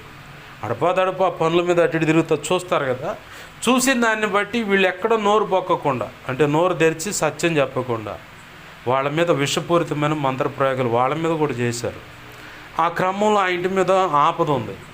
నేను చెప్పా, అమ్మా ఇట్లా సంగతి ఆ అమ్మకి చెప్పు, పిలిచన్న చెప్పు, లేదా వాళ్ళ ఇంటికన్నా పోయి చెప్పు అంటే అమ్మ వాళ్ళ ఇంటికి వెళ్ళిపోయి చెప్పి అడిగితే, మా పాస్టర్ గారు ఒప్పుకోరమ్మా, ఆయన ఇంకొక రకంగా ఆలోచన చేస్తాడు, ఆ ప్రార్థన ఏదో పాస్టర్ గారిని ఇంట్లో ఉండే చేయమన్నాను. సమస్య నీ ఇంట్లో ఉంది. ఇప్పుడు నన్ను పిచ్చోండి అని చెప్పని అడగ బొమ్మని చెప్పలే, మరి దైవజనుడు వస్తే మాకు ఆశీర్వాదం అని చెప్పని పిలుచుకుంటారు, ప్రార్థన చేయిస్తారు, కొంచెం ఎంగిలి పడండి అయ్యా అని చెప్పని ఆహారం వాళ్ళకి ఇష్టమైనది ఏదో సిద్ధపరుస్తారు, తింటే మాకు ఆశీర్వాదం అని. వెళ్ళేటప్పుడు ఘనంగా కానుక పెట్టాలని వాళ్ళకు ఉన్న దాంట్లో ఎంతో కొంత కానుక పెట్టి దైవజనుడు నోటి మాట ద్వారా ఆశీర్వాదం పొందాలని ఆశపడతారు. ఇది ప్లెయిన్గా జరిగేది. దేవుడు కొన్ని విషయాలు ఇలాంటివి చెప్పినప్పుడు చాలామంది చెప్పినాడు, వాళ్ళు పిలిచారు, వెళ్ళాను, ప్రార్థన చేశాను, తర్వాత ప్రభు కృపను బట్టి వాళ్ళు సాక్ష్యం ఇచ్చారు. ఈ దైవజనుడు కనుక రాకపోతే నా కుటుంబం ఏమైపోయేదో అని చెప్పి సాక్ష్యం ఇచ్చిన రోజుల్లోనే గతంలో మీకు కూడా చెప్పాను. అయితే అక్కడ ఆ చల్లికి చెబితే ఆ చల్లి మా పాస్టర్ గారు ఒప్పుకోడు అది దాన్ని కట్ చేస్తే కరెక్ట్గా 1 సంవత్సరం క్రితం ఈ సంగతి చెప్పా. సంవత్సరం తర్వాత మొన్న ఈ మధ్య ఆ చల్లి వాళ్ళ ఇంట్లో ఆ అమ్మ ఏ వ్యక్తికైతే అమ్మ వాళ్ళ ఇంట్లో సమస్య ఉంది చెప్పిరా అమ్మ అని చెప్పాను, ఆమెను కన్న తల్లి చనిపోయింది మొన్న ఈ మధ్య. ఆ ఉపద్రవం ఎలా జరిగింది ప్రభు అంటే మాంత్రిక శక్తుల ప్రభావాన్ని బట్టి చనిపోయింది. ఈ ఉపద్రవం నుంచి బయటేయడానికే సంవత్సరం క్రితం ముందుగానే కొంచెం ఆపద విషయంలో దేవుడు నువ్వు వెళ్ళి అక్కడ ప్రార్థన చేయాలి, నా పొరపాటు నా తప్పు లేకుండా. గతంలో మీకు చెప్పాను కదా, నా స్నేహితుడు ఇనిమెల్లో ఆ కొండ చట్టు మీద పోయి ఏకాంతంగా ప్రార్థన చేస్తాడు. నేనన్నా అక్కడికి ఒంటరిగా పోమాక, పరిస్థితులు బాగోలేదు, సంఘంలో విశ్వాస యొక్క భర్తే ఉండు మాంత్రికుడు, వాడికి నచ్చట్లేదు, వాడు అనుకునే జరగట్లేదు, ఈ అమ్మాయి ప్రార్థనకు వస్తుంది, ఆమె కోసం నువ్వు ప్రార్థన చేస్తున్నావు, వాడు అనుకునే పారట్లేదు అంటే. గతంలో ఒక విశ్వాసి అట్నే తగిలిన జ్యోతి అనే ఒక అక్క, ఆమె భర్త మాంత్రికుడు, ఈమెమో విశ్వాసి. వచ్చి అన్నా నీ దగ్గర పరిశుద్ధాత్మ దేవుడు నీకు దేవర ప్రార్థన చేయి, నీకు దండం పెడతా, వెనకమాల మా ఆత్మీయ తండ్రి ఇల్లు కనపడుతున్నది, ఎదురుగా అది ఇల్లు ఇది మందిరం, ఎదురుగా వచ్చి కూర్చుంది. ఒక్కసారిగా దడొచ్చింది, గదిన ఎన్నిసార్లు చెప్పాలి నీకు అర్థం కాదని. వెళ్ళిన తర్వాత నా మనసు పట్టుకుంది, ఎందుకు గదివాడు దేవుడు కాదు ప్రభు, ఆత్మీయ తండ్రి వెనకాల ఉండి ఆయన చూస్తానే ఉండు, ఆత్మీయ తల్లి చూస్తాను, వాళ్ళని ఎదురు పెట్టుకుని ఏమో నా కోసం ప్రార్థన చేయి, నా దగ్గరకు వస్తుంది, నీ దగ్గర ఆత్మ ఉంది అంటుంది, నన్ను ఇట్ట బతకని తల్లి అని చెప్పి గది అని అంటే నా సంకల్పంలో ఉందా అని ప్రార్థన చేయ ఆమె కోసం. తర్వాత చెప్పా, నీకు నయమైన దాకా మానకు వదిలిపెట్టకుండా ప్రార్థన చేస్తా తల్లి, నువ్వు దూరంగా పోయి కూర్చొని ప్రార్థన చేసుకోపో అన్న. అవి గుర్తున్నాయి. నా స్నేహితుడు చెప్పే ఇలా ఉంటుంది, వద్దబ్బా అన్న. కొంత తన కాలు ఇక్కడ డిస్క్ లోపల గూడు, ఎముక గూడు అరిగిపోయింది. అలాగా మోకాళ్ళు వేస్తే నడుము ఆధారం మోకాళ్ళు వేయటానికే నిలబడటానికైనా ఈ నడుముల మీద చేశారు మంత్రిక ప్రయోగాలు, ఒక దున్నపోతును వధించి. నేను చెబుతానే ఉన్నా, ఒంటరికి వెళ్ళమాక, అసలు ఆడికి వెళ్ళమాక, ఎందుకంటే ఆ కొండ మీద గుడి వెనకమాల ఈయన కూర్చునేది. వద్దబ్బా వెళ్ళమాకంటే వినకుండా ఇప్పటికీ కాలు అవుడేస్తానే ఉంది, నమ్మడం. నేను చెప్పిన తర్వాత మొన్న ఈ మధ్య మీటింగ్స్ అంటే పిలిస్తే పోయా, ఆ కొండ చొట్టు ప్రాంతానికి ప్రార్థన చేయకుండా వెళ్ళిపోతాను. ఊరు దాటే ఒక స్పీడ్ బ్రేకర్ దాటే అంతే ఊర్లో. మీ ఇంట్లో కూడా ఇదే పరిస్థితిలో ఉంటే నువ్వు ఇట్నే పోతావా అండు. ఈ డైలాగే తగలకూడదు అనుకున్నా, ఇప్పుడు 3వసారి తగిలింది ఈ డైలాగ్ అని.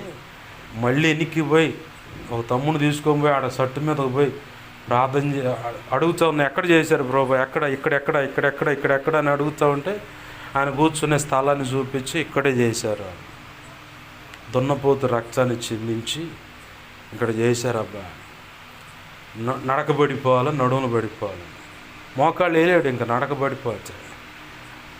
ఇక ఆ డైలాగ్ విని వెళ్ళిపోయి ప్రార్థన చేసి తిరిగి అట్లా ప్రార్థన చేసుకొని అడవి దాటా జోరును వాన తడుచుకుంటూ అంతే ఇంటికి మందిరానికి వచ్చి ప్రార్థన చేశాను.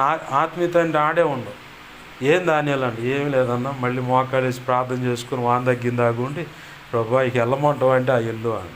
ఎందుకు ఈ విషయాన్ని చెబుతున్నా అంటే, అలాంటి సమస్య మన ఇంట్లో ఉంటే మనం ఊరుకోలేము. ఇప్పుడు కుష్ఠరోగులు ఇద్దరు చేసిన పని, కరువు ఉంది, ఏడేం చేస్తాం ఆడేం చేస్తాం రా, పొయ్యి చచ్చి ఆడేదన్నా దొరికితే తిని చేద్దాం, లేదా వాళ్ళ చేతిలో చేద్దాం అని చెప్పని తెగించి ముందుకు అడిగేశారు. సమృద్ధిని అనుభవించారు. తింటమైంది, దోచుకోవటమైంది, అలాగనే మనోళ్ళు ఆకలి చలవటిస్తున్నారని చెప్పని ఒక కబురు వేయటం కూడా అయింది. ప్రభు కృపలో వాళ్ళు గుడారాలన్నీ దోచుకున్నారు ఇజ్రాయేలీలు, అలాగనే సమృద్ధి చేత ఆకలి తీర్చుకున్నారు, దేవుని మహింపరిచారు. నిన్నవల్లే నీ పొరుగువారిని ప్రేమించే విధానంలో మన పొరుగువారు ఎవరైనా సమస్యలో ఉంటే అది నా సమస్య అని చెప్పని స్వీకరించి ప్రభు కృపను బట్టి ఆయన ఎదుట నేను యేసయ్య ఎదుట సాక్ష్యం ఇవ్వగలను. చాలా సందర్భాల్లో ఈ సమస్య నాదని ఉపవాసం ఉండి ప్రార్థన చేసిన సందర్భాలు. గాలి అని ఒక ఆయన కాలనీలో మూర్ఛల రోగాలు. ఒకప్పుడు కళలో అంటే ప్రార్థనలో కళ్ళు మూసుకొని ప్రార్థన చేస్తుంటే దర్శనం చూపించాడు. ఎవరు అర్థం కాల, కానీ ఉపవసించి ప్రార్థన చేశా. అంతకుముందు ఒక దైవజనురాలు చూపించాడు, అది అర్థం కాక ఉపవసించి ప్రార్థన చేయలేదు. తర్వాత రియల్గా ఆమె చనిపోవటం చూశాను. తర్వాత అది ఎప్పుడైతే చూశానో దేవుడు దైవజనుడి ద్వారా మాట్లాడిచ్చాడు. కళల్లో, నిద్రలో, దర్శనాలు, స్వప్నాల్లో ప్రార్థన చేసేటప్పుడు కూడా మనకు దర్శనాలు, శోధనలు కనపడతాయి. వాటి కోసం ఉపవసించి ప్రార్థన చేయాలి. దానిలో నాకు తెలియదయ్యా అన్న, ఇంత పొరపాటు చేసావు దానిలో అన్న, నాకు తెలియదయ్యా. ఆ మరణం తర్వాత ఏ చిన్న శోధన కనపడ్డా వెంటనే ఉపవాసం వేసుకొని ప్రార్థన చేయడం మొదలుపెట్టి, నాకు అవసరమే ఉంది. కరుణాకర్ అనే ఒక సహోదరుడు ఉన్నాడు. వాళ్ళ నాన్నగారు ఇంకో 2 సెకండ్లో పడతాడు ఇంటికాడ అని చెప్పి అనుకున్నప్పుడు బలిపీఠం దగ్గర పచ్చటి ఒక పాము వచ్చి ఒక మనిషిని కొడతా ఉంది, పడగతో కొడతా ఉంది.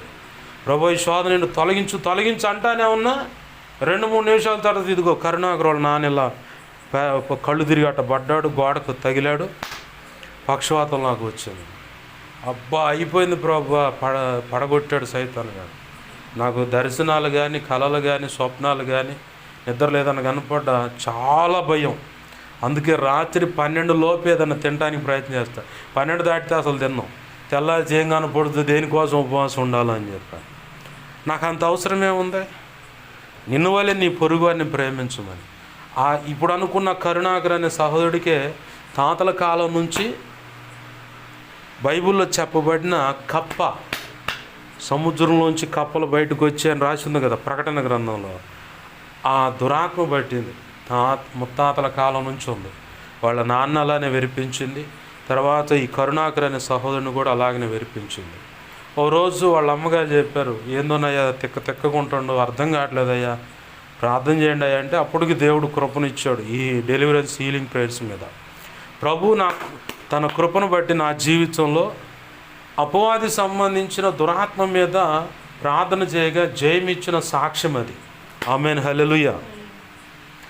ఓ రోజు అమ్మ పిలిచింది, ఏందమ్మా అంటే, పిల్లగాడయ్యా నాకు ఈ సెల్ ఫోన్ ఇచ్చింది ఆ వ్యక్తి, మళ్ళీ వేరే సెల్ తీసుకోండు. ఆ సెల్ తీసుకున్నప్పుడు ఈ దురాత్మ పట్టింది. బోరు బాయి 200 అడుగులు ఏం వేస్తారు బోరు, దాంట్లో సెల్ ఫోన్ వేసిండు. వింటున్నారా? 17,000 రూపాయలు సెల్ ఫోన్ తీసుకుపోయి దాంట్లో అంతే వేసిండు. ఏందిరా దాంట్లో వేసామంటే, ఏముంది బాబాయ్ నేను పోయి తీసుకొని వచ్చాను. ఎట్టపోవచ్చురా బోర్లోకి? నేను పోయి ఇంటికాడ పోయి ప్రార్థన చేద్దాను, ఇంటికాడ పోతే వాళ్ళమ్మ కబురు చేస్తే డాబాయికి కిందకు దిగుతానన్నా, నేను మళ్ళీ బ్రతుకుతా, చచ్చిపోతా మళ్ళీ అమ్మని బతుకుతా, అంచె అబద్ధ క్రీస్తు చాలా మంచోడన్నా, సైతాన్ గారు చాలా మంచోడన్నా అంటాను. నా లైఫ్లో ఫస్ట్ టైం చాలా ట్విస్టులతో కూడిన పరిస్థితులు నేను ఎదుర్కొన్నది. అపవాది యొక్క జోత విషయంలో ప్రార్థన చేయగా దేవుడు లైవ్లో దాన్ని లయం చేయటం అని నేను చూసా. ప్రార్థన చేశా, ఏమవుతుడు ఏమైంది అర్థం కావట్లేదయ్యా అని చెప్పి నా తల్లి బాధపడుతుంది. అవకాశం ఉంటే మీతో పాటు కూడా తీసుకెళ్ళండి అయ్యా. నేను నవ్వుకున్నా. ఎందుకు నవ్వుకున్నా అంటే, ఒక్కొక్కరికి ఒక్కొక్క అభిప్రాయం ఉంటుంది. పలానా దైవజుడినే వెంబడించాలి, నేను పలానా చోట ఉండాలని. ఇలా మీ వెనకాల తెలిసిపోయి మీతో పాటు వస్తాడని నేను నవ్వుకుంటా. ఎందుకంటే వాళ్ళ అభిప్రాయాలు చంపుకొని నా వెనకాల రాలేడు. సరే వాళ్ళు వచ్చారు లేదు, నా వంతుగా నేను దేవుడు నాకు ఇచ్చిన ఆ కృపను ఉపయోగపెట్టి ప్రార్థన చేసినప్పుడు ప్రభు కృపను బట్టి ప్రార్థన చేసా. 1-2 సార్లు ప్రార్థన చేసా. 3వసారి కూడా ప్రార్థన చేసా. ఈ 3వసారి అంటా ఉండు, డాబాయికి దూకుతా కిందకి, నేను చచ్చిపోతే మళ్ళీ అమ్మనే బతుకుతాన్నా, అంచెబద్ధ క్రీస్తు చాలా మంచోడన్నా, అన్నా బోర్లు వేసే సెల్లు నేను పోయి తీసుకొస్తానన్నా, ట్రై చేయమంటావు ఇప్పుడు అమ్మ ఇప్పుడు ట్రై చేయంటే డాబాయికి కూడా దూకుతుడు ఈ పిల్లగాడు అనుకొని సైలెంట్గా ఉండి, సరే ట్రాయా ప్రార్థన చేస్తానని ఫ్యామిలీ మొత్తానికి ప్రార్థన చేసి, ఏంది ప్రభు ఈ బిడ్డ సమస్య అర్థం కావట్లేదు అని చెప్పి నడుచుకుంటూ వెళ్తూ ఉన్నా. కళ్ళు తెలిసే చూస్తున్నా. ఆ లైవ్ ఒక కప్ప దేవుని నోట నుంచి వస్తున్నటువంటి అగ్ని వంటి ఖడ్గంతో నడిమికి నరికివేయబడి ఆయన నోటి నుంచి వస్తున్న అగ్నితో కాల్చి బూడిద చేయటం నేను ఇట్లా మిమ్మల్ని చూస్తున్నట్టే నా కళ్ళ ముందు ఆ పిక్చర్ చూస్తూ ఉన్నా. ఇంతకుముందు కళ్ళు మూసుకుంటే దర్శనాలు, ఇప్పుడు అంత లైవ్లోనే కనపడుతున్నాయి. నేను కళ్ళు తెరిచి చూస్తూనే ఉంటాను, అవి నాకు కనపడుతూనే ఉంటాయి. ఏంది అప్పుడు నాకు అర్థమైంది, ఆహా ప్రకటన గ్రంథంలో కప్పలు సముద్రంలోంచి పైకి వస్తున్నాయని అపవాది సంబంధించిన దురాత్మ అది. ఈ దురాత్మే ఇది నాకు ఎలా అవగాహన వచ్చిందంటే, అంతకుముందు సంఘంలో బాజీబాబు అని ఒక ఆయన ఉన్నాడు. ఆయన నుండి వాళ్ళ నాన్న ఆరాధన జరిగేటప్పుడు కప్పలాగా గెంతుకుంటా బలిపీఠం దగ్గరికి వచ్చిండయ్యా, నీకు తెలుసా? నాకు తెలియదు బాబాయ్ అన్న. ఇదయ్యా పరిస్థితి. అప్పుడు నాకు అర్థమైంది, ఇది ఆయన్ను వెరిపించింది కొన్నాడు. ఆయన తర్వాత ఈ అబ్బాయిని వెరిపించింది. ఇప్పుడైతే శాశ్వతంగా దేవుడు పరిష్కరించాడు. ఆమేన్, హల్లెలూయా. ఆ వ్యక్తి కోసం తర్వాత ఉపవాసం ఉండి ప్రార్థన చేసి దేవుని కృపను బట్టి, నాకు అవసరమా? పిల్లలు పరిగెత్తుకుంటూ వచ్చాడు, మా నాన్న మా నాన్న మా నాన్న. ఎందుకు ఈ మాటలు చెబుతానంటే, ఒక వ్యక్తి సమస్యలో ఉన్నప్పుడు ఆ వ్యక్తి కోసం కడుపు మార్చుకుని ప్రార్థన చేయటం. ఈ అనుభవం యేసన్న గారి దగ్గర ఉందని ఆ అనుభవాల్లో, సాక్ష్యాల్లో, ఉపదేశాలు చెబుతున్నప్పుడు నేను విని తర్వాత నా బ్రతుకులోకి దాన్ని అన్వయించుకొని, ఎవరన్నా కఠినమైన సమస్య అంటే నేను ఉపవాసం ఉంటా కానీ నువ్వు కూడా ఉపవాసం ఉండి ప్రార్థన చేసుకోకు అంట. అవసరమే ఉంది నాకు? నిన్ను వల్లే నీ పొరుగువారిని ప్రేమించు అనే మాటకు ఒకటి భార్య భర్తల విషయంలో, తర్వాత అత్తమామల విషయంలో, తర్వాత నశించిపోతున్న ఆత్మల విషయంలో, ఆ తర్వాత సమస్యలో ఉన్నవాళ్ళు, అక్కర్లో ఉన్నవాళ్ళు, నాది అనుకొని చెప్పని దాని విషయంలో అడుగులు వేసినప్పుడు దేవుడు సంతోషిస్తాడు. మనం చేయాల్సిన పద్ధతులు అవి. ఎవరైనా ఆత్మీయంగా, నాలుగవదిగా ఆత్మీయంగా దిగజారిపోయిన వాళ్ళని మనం విమర్శించకూడదు. విమర్శిస్తామో మనకు వాళ్ళు ఎదుర్కొంటున్నటువంటి సమస్య కంటే డబల్ మనకు డోసు పడుద్ది. మరి ఏం చేయాలి పాష గారు అంటే, సాత్వికమైన మాటల చేత దేవుని మార్గంలో నడిపించక రావాలి. అవసరమైతే ఆ వ్యక్తి కోసం ప్రభు సంకల్పంలో ఉన్నాడంటే ఉపవసించి ప్రార్థన చేసి ఆ వ్యక్తికి పట్టుకొచ్చుకోవాలి. అప్పుడు మాత్రమే దేవుని యొక్క నీతిని, మనం ఆయన రాజ్యాన్ని వెదికిన వారం అవుతాము, దేవుని యొక్క నీతిని నెరవేర్చిన వారం అవుతాం. ఈ చిన్న చిన్న కారణాలను బట్టి కూడా ప్రభు కృపను పొందుకొని మనం నిత్య జీవానికి వారసులం అవుతాం. మనం చేయాల్సిన పని అది.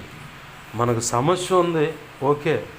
నేను అనుకుంటే ఇవాళ పగలే బాగా విసుగుతూ ఉన్న దేవుని సన్నిధిలో ఓ తల్లి వచ్చింది, మా సమస్య అక్కడున్న అన్నోళ్ళు చెప్పారు, టీవీ పోయాడు పాస్ గారు, రాగానే ఆయన చేత ప్రార్థన చేసుకోండి. మంచి డిప్రెషన్లో ఉన్నా. వేరొక మీరు మొన్న వెళ్ళారే శాలేమన్న వాళ్ళు ఇక్కడ ఆశ్రమం పెట్టమన్నారంటయ్యా, మా బంధువులు అక్కడ ఉన్నారు, వండి పెడతానికి రమ్మాయి వంట చేయడానికి అని చెప్పాను. ఆ వృద్ధుల మీద కొంతమంది గుప్త నిధులు తీసేవాళ్ళు, ఇక్కడ ఒక ఆయన పెద్ద ఆయన ఉండలే, మంచోడు, ఆయన చేయిస్తూ ఉన్నాడు ఆస్తి కోసం అని.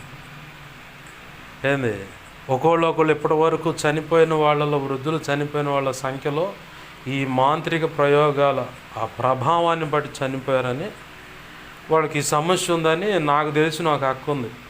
ఆ అక్కకి చెప్పా, వాళ్ళని కనుక్కోమ్మా, రమ్మంటే ఫోన్ చేస్తే ప్రార్థన చేయడానికి వెళ్తాను. శనివారం అమావాస్య ఉంది, ఆ రోజు ఒక టార్గెట్ ఉంది, అలాగనే ఆదివారం అమావాస్య టార్గెట్ ఉంది, ఇట్లా గుప్త నిధులు తీసే మాంత్రికులు చేస్తుంది, ఇది సమస్య ఉందని చెప్పాను. నాకు అవసరం లేదు వాస్తవానికి అయితే, ఎవరి దారిని వాళ్ళే పోతారు, నాకు ఎందుకు అనుకోవచ్చు. కానీ సమస్య, ఎందుకంటే దాని మీద అధికారం ఇచ్చాడు కాబట్టి, ప్రభు అధికారం ఇచ్చిన దాన్ని ఎందుకు తీసేయాలి?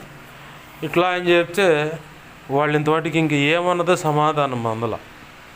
దేవుని చిత్తం ఎలా ఉందో, ప్రభు చిత్తం అయితే ముందుకు వెళ్ళి ప్రేయర్ చేసి వస్తాం, లేదంటే ప్రభా ఇది సంగతి, వాళ్ళు అందించే సమాచారాన్ని బట్టి ఇదయ్యా అని చెప్పని దేవునికి అప్పచెప్పి వదిలేస్తాం.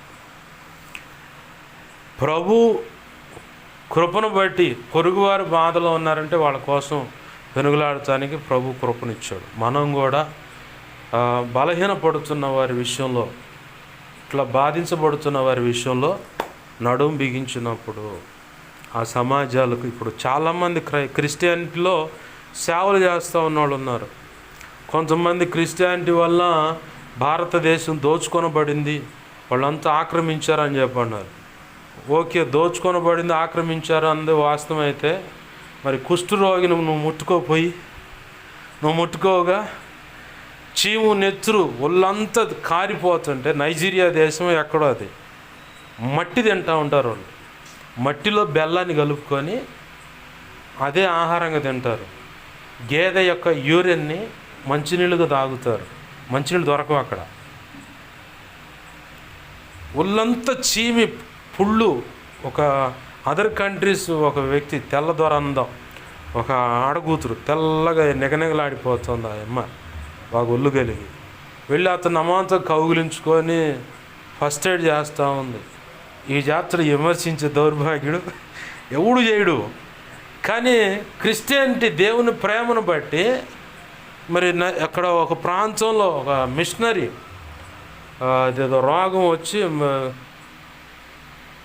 విషజ్వరం వస్తూ ఉంది, ప్రతి ఒక్కరు చనిపోతున్నారు. ఆ క్రమంలో తన భార్య చనిపోయింది, తన బిడ్డలు చనిపోయారు. చివరికి వాళ్ళకి వైద్య సేవలు అందిస్తా ఈ డాక్టర్ గారు కూడా, అంటే సేవకుడు ప్లస్ డాక్టర్ గారు, ఈయన కూడా చనిపోయాడు. ఎవరైనా చేస్తారా? క్రిస్టియానిటీ వల్ల నష్టమైంది. యాడ్ నష్టమైంది. ఈ ఎలుగుతున్న బల్బు క్రైస్తవుడు కనిపెట్టింది, ఫ్యాను క్రైస్తవుడు కనిపెట్టింది, టీవీ క్రైస్తవుడు కనిపెట్టింది, బ్యాంకింగ్ డబ్బులు బ్యాంకులో దాచిపెట్టుకుని అది క్రైస్తవుడు విలియం కేరీ గారు కనిపెట్టాడు. పేపర్ చదువుతున్నా, ఆ పేపర్ కూడా విలియం కేరీ గారు ఆ ప్రెస్ భారతదేశాన్ని పరిచయం చేసిండు. పెన్నులో ఇంకు కూడా ఆయనే కనిపెట్టింది. హలో అంటే టెలిఫోన్ కనిపెట్టింది క్రైస్తవుడే. గుండు సూది కనిపెట్టింది క్రైస్తవుడే. మనం చొక్కా గుండి లేకపోతే పిన్నిస్ ఇది ఇటీ అని అడుగుతాం, పిన్నిస్ కనిపెట్టింది కూడా క్రైస్తవుడే. సైకిల్ కనిపెట్టింది క్రైస్తవుడే, బైక్ కనిపెట్టింది క్రైస్తవుడే, కారు కనిపెట్టింది క్రైస్తవుడే, చివరికి కరెంటు కనిపెట్టింది క్రైస్తవుడే, ఈ బల్బు కనిపెట్టింది క్రైస్తవుడే, అన్నీ కనిపెట్టింది క్రైస్తవుడే. భారతదేశంలో మనువాదం అనే ధర్మశాస్త్రం ఉంది, మను ధర్మశాస్త్రం అని. అది కనిపెట్టింది ఏంటంటే కులాల వర్ణన.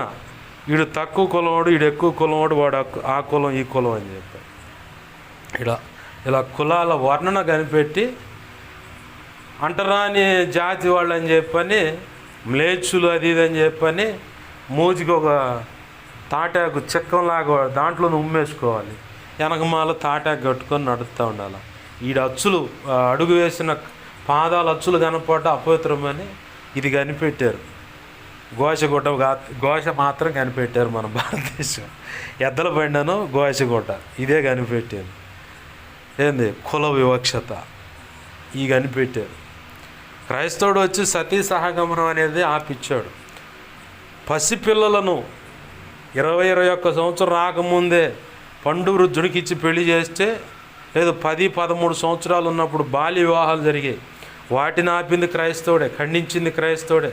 వాటిని ఆపండి, ఇది కరెక్ట్ కాదని. భార్యతో భర్త చనిపోతే భార్యను కూడా ఆ శవాన్ని కట్టేసి కాల్చడం ఇది అజ్ఞాన స్థితి, దీని నుంచి బయటికి రండి అని.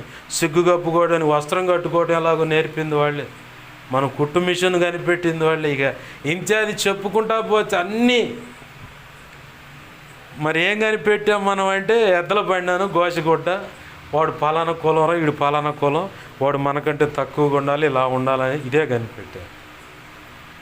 క్రైస్తవుడు నిన్ను వల్లే నీ పొరుగు వారిని ప్రేమించని ఆజ్ఞను బట్టే భారతరత్నాన్ని మదర్ తెరీసాగా ఆమె చనిపోయిన తర్వాత ఇచ్చారు. బతికున్నప్పుడు అయితే మళ్ళీ అందరూ గొప్పగా చెప్పుకుంటారని చచ్చిపోయిన తర్వాత ఇచ్చారు భారతరత్నాన్ని. ఆమె కన్యకలు నేను నుంచి ఇతర దేశాలకు ఎక్స్పోర్ట్ చేసిందని ఒక గుమ్మడికాయ లాగా ఉండదు వాడి తలకాయ, వాడు మాట్లాడుతున్నాడు. రాజ్యాంగాన్ని అంబేద్కర్ ఒక్కడే రాయలేదంటే మరి మిగతా వాళ్ళంతా మా వల్ల కాదు, దీని పరిష్కారం నువ్వేం చెప్పని ఆయనకి ఇచ్చారు. ఆయనే చేసిన ఫైనల్ చేసినోడు కనిపెట్టినట్టారా? మా వల్ల కాదని మధ్యలో చేసినోడు చెప్పుకుంటారా? ఫైనల్గా చివరి దాకా నిలబడి విజయాన్ని సాధించినోడే. స్వాతంత్ర సమరయోధంలో ఎంతోమంది ప్రాణాలు అర్పించారు, కానీ దానికి నడిపించడానికి ముందున్న నాయకుడు ఎవరంటే మహాత్మా గాంధీ గారు. ఆయన వెనకాల చాలామంది ఉన్నారు, వాళ్ళకు కూడా పేర్లు వచ్చినాయి. కానీ అంతిమ దనుక వరకు అట్లా నిలబడి పోరాటం సలిపి స్వతంత్రం వచ్చేదాకా నిలదొక్కున్న వ్యక్తులు ఎవరైనా ఉన్నారంటే గాంధీ గారి గురించే చెబుతారు. మిగతా పక్కన వాళ్ళు కూడా చెబుతారు. అంటే ఆయన వెనకాలండి నడిచారంటారు. నాయకత్వంగా ఆయన ఉన్నాడు కాబట్టి ఆయన గురించి చెప్పుకుంటారు. అట్లానే క్రైస్తవుడు ఎన్నో ఉపకారాలు చేశాడు భారతదేశానికి. కారణం ఏంటంటే నిన్ను వల్లే నీ పొరుగు వారిని ప్రేమించమని. ఆ సమాజం బాగుపడాలి, వారందరూ రక్షించబడాలి, ఆ దేశం అన్ని విధాలు వర్ధిల్లాలని చెప్పని వాళ్ళు వచ్చి కొన్ని సాంప్రదాయాలు నేర్పారు. కాబట్టి ఇలా మనం అవి పుణికి పుచ్చుకొని కాలం గడిచిన తర్వాత ఏరు దాటిన తర్వాత ఆ తెడ్డిని మొత్తం ఎరగదీసి మొత్తం తగలబెట్టే వ్యవహారంలో ఉన్నారు ఇవాళ ప్రజలంతా. ఒకప్పుడు సహాయం అందించింది వాళ్ళే, బ్రతకటం ఎలా నేర్పింది వాళ్ళే, గుడ్డ కట్టుకోవటం నేర్పింది వాళ్ళే, చదువు నేర్పింది వాళ్ళు. వాళ్ళకి ఏం అవసరం? మిషనరీలుగా వచ్చిన వాళ్ళు 3 తీసుకొని వచ్చారు వాళ్ళు. ఏంటయ్యా 3 అంటే, ఒకటి దైవభక్తి. మిషనరీలుగా భారతదేశానికి వచ్చిన వాళ్ళు 3 రకాలుగా వచ్చారు. మొదటిగా దైవభక్తి, రెండవది టీచింగ్, మూడవది వైద్య సేవ. ఈ 3 ఉంటే చాలు, వాళ్ళు ఏ రకంగానే వర్ధిల్లుతారు, మిగతా అన్నీ సమకూడతాయని వాళ్ళు దేవుని ప్రేమను బట్టి ఈ సమాజాలను, భారతదేశాన్ని, ప్రజలను ప్రేమించారు కాబట్టి వాళ్ళు వచ్చి నిలబడ్డారు. కొంతమంది దైవజనులు మిషనరీలుగా ఆయా ప్రాంతాలకు ఎవరు వెళతారు, ఎవరు సేవ చేసి వస్తారంటే, విలియం కేరీ గారు నేను వెళతాను భారతదేశానికి అన్నాడు. హెడ్సన్ టైలర్ చైనా దేశానికి ఇట్లా వెళతాను నేను డేవిడ్ బ్రెయినార్డ్ అనే వ్యక్తి రెడ్ ఇండియన్స్ మధ్యలోకి వెళ్తాను, వాళ్ళు నరమాంస భక్షకులు, ప్రమాదం, చంపేస్తారు, తింటారు, అయినా సరే ఆహారం ఇవ్వడానికి వెళ్ళారు. కొంతమంది ఒక 5 స్నేహితులు నరమాంస భక్షులకు మధ్యలో స్నేహంగా వస్త్రాలు, ఆహారం ఇస్తా ఒకరోజు మనతో ప్రేమగా ఉన్నారు కదా అని చెప్పని పోతే 5 హెలికాప్టర్తో సహా 5 మొత్తాన్ని ఆ ఏటలతో పొడి చంపేశారు. కానీ వాళ్ళ మధ్యలోకి వాళ్ళ భార్య, అనంతటికి నాయకుడిగా ఉన్న వ్యక్తి భార్య, నేను కూడా నా భర్త చనిపోయిన కాదు నేను చనిపోతా అని చెప్పని వెళ్ళిపోయి వాళ్ళ భాష నేర్చుకుని వాళ్ళతో మంచిగా మాట్లాడి వాళ్ళను ప్రయోజకులుగా చేస్తే ఆ నరమాంస భక్షకుల మధ్యలోంచి ఒక దైవజనుడు లేచిండు. ఆమేన్, హల్లెలూయా. అంటే నిన్ను వల్ల నీ పొరుగు వారిని ప్రేమించారు కాబట్టే ఆ పనులు జరిగాయి. ఈరోజు ప్రభు మాట్లాడుతున్న మాట, ఎవడెన్ని కారుపోతలకు పోయినా, ఎవడేమని అనుకొని దేవుణ్ణి ఆరాధించే విషయంలో డోకా లేకుండా చూసుకోవాలి.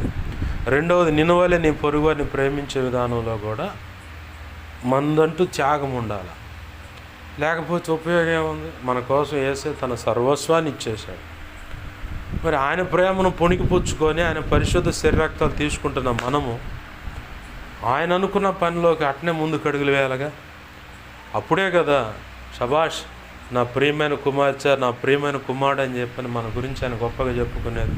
తండ్రి అయిన దేవుని ఎదుటి కానీ, ఆయన పరిశుద్ధ దేవదూతల ఎదుటి కానీ నీ గురించి నా గురించి గొప్పగా చెప్పుకోలేదని ఉంటే, ప్రభు ఎలా అడుగులు వేశాడు అలా అడుగులు వేయటానికి. స్తెఫనుకి ఏం తక్కువైంది?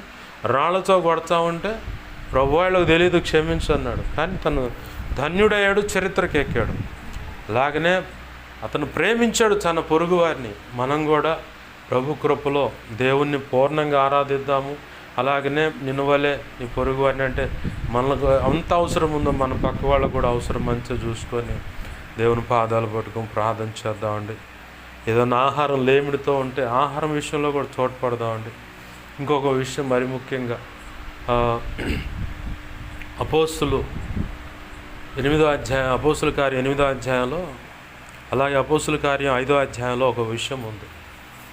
ఆ ప్రాంతంలో పేదలకు అక్కరగా ఉన్నదాన్ని బట్టి పరిశుద్ధుల యొక్క అక్కర్లు తీర్చడానికని విశ్వాసు సంఘ బిడ్డలు వారి స్థిరాస్తులు అమ్మి తెచ్చి పరిశుద్ధుల పాదాల చెంత పెడితే వాళ్ళ పోషణ కోసమే దాన్ని సంతోషంగా అక్కరగా ఉన్న వాళ్ళకు పంచిపెట్టారు. అంటే ఇప్పుడు మా ఆస్తులు అమ్మేయాలా పాష గారు అంటే కాదు. అటువంటి త్యాగమైన మనసు కలిగి మనం చేయవలసింది మలాకి గ్రంథం 3వ అధ్యాయంలో చెప్పబడినట్లుగా, 3వ అధ్యాయం 9, 10, 11 వచ్చిన చెప్పబడినట్లుగా అనేకులకి ఆహారం ఉన్నట్లుగా ధాన్యంలో, అంటే తినే ఆహార బియ్యం విషయంలో కానీ 10వ భాగం, అలాగనే ధనం విషయంలో మనకు వచ్చే దేవుడిచ్చే రాబడిలో 10వ భాగం. ఎందుకంటే దైవజనుడు తినడానికి మేళ కడతానికి కాదు. కొంతమంది మంచోళ్ళు ఉన్నారు, అలా కానుకలు తీసుకువెళ్ళి వాళ్ళ పోషణకు అలాగని ఇల్లు కట్టుకొని ఆస్తులు సంపాదించుకొని మేళ కట్టుకున్న వాళ్ళు ఉన్నారు. అయితే యథార్థంగా ఏమీ మిగిల్చుకోకుండా, తనకంటూ నివాస స్థలం లేకుండా దేవుని ఎదుట యథార్థంగా సేవ చేస్తున్న ధన్యులైన సేవకులు కూడా ఉన్నారు. అయితే ప్రభు మనకిచ్చిన పరిచర్లో అవసరతలు ఉన్నాయి, అలాగే అక్కరలతో ఉన్నవాళ్ళు కూడా ఉన్నారు. వాళ్ళకు తోడ్పడటానికి ఆహారంలో 10వ భాగం, అలాగే ధనంలో దశం భాగం, ఇంకా పరిచర్య అక్కర్తలు ఉన్నాయి. వాటి విషయంలో కృతజ్ఞత, స్వేచ్ఛ, మనపూర్వకమైన అర్పణలు, దేవుడు ప్రత్యేకంగా ప్రేరేపిస్తే ఇచ్చే కానుకలు, ఇవన్నీ దేవుని పనిలోకి ఉపయోగపడతాయి. ఎవరైనా అక్కర్తలో ఉంటే. మొన్న ఒక అన్న వచ్చాడు, ఇంచుమించు 40-45 కిలోలు బియ్యం టిక్కి. అది వస్తుంటే నేను ప్రార్థన చేస్తాను, ఎవరు ప్రభు అని. నాకు ఒక వ్యక్తిని గుర్తు చేశాడు. ఫోన్ నెంబర్ లేదు, ఎట్ట చేయాలి పిల్లగాడు అనుకుంటా ఉన్నా. టక్మని ఆయబాయ్ ఫోన్ చేశాడు, ఎవరున్నారు పాస్టర్ గారు ఏంటంటే. వాళ్ళ టీ స్టాల్ కాడ ఉంటారా అని చెప్పాను. టీ తాగాం.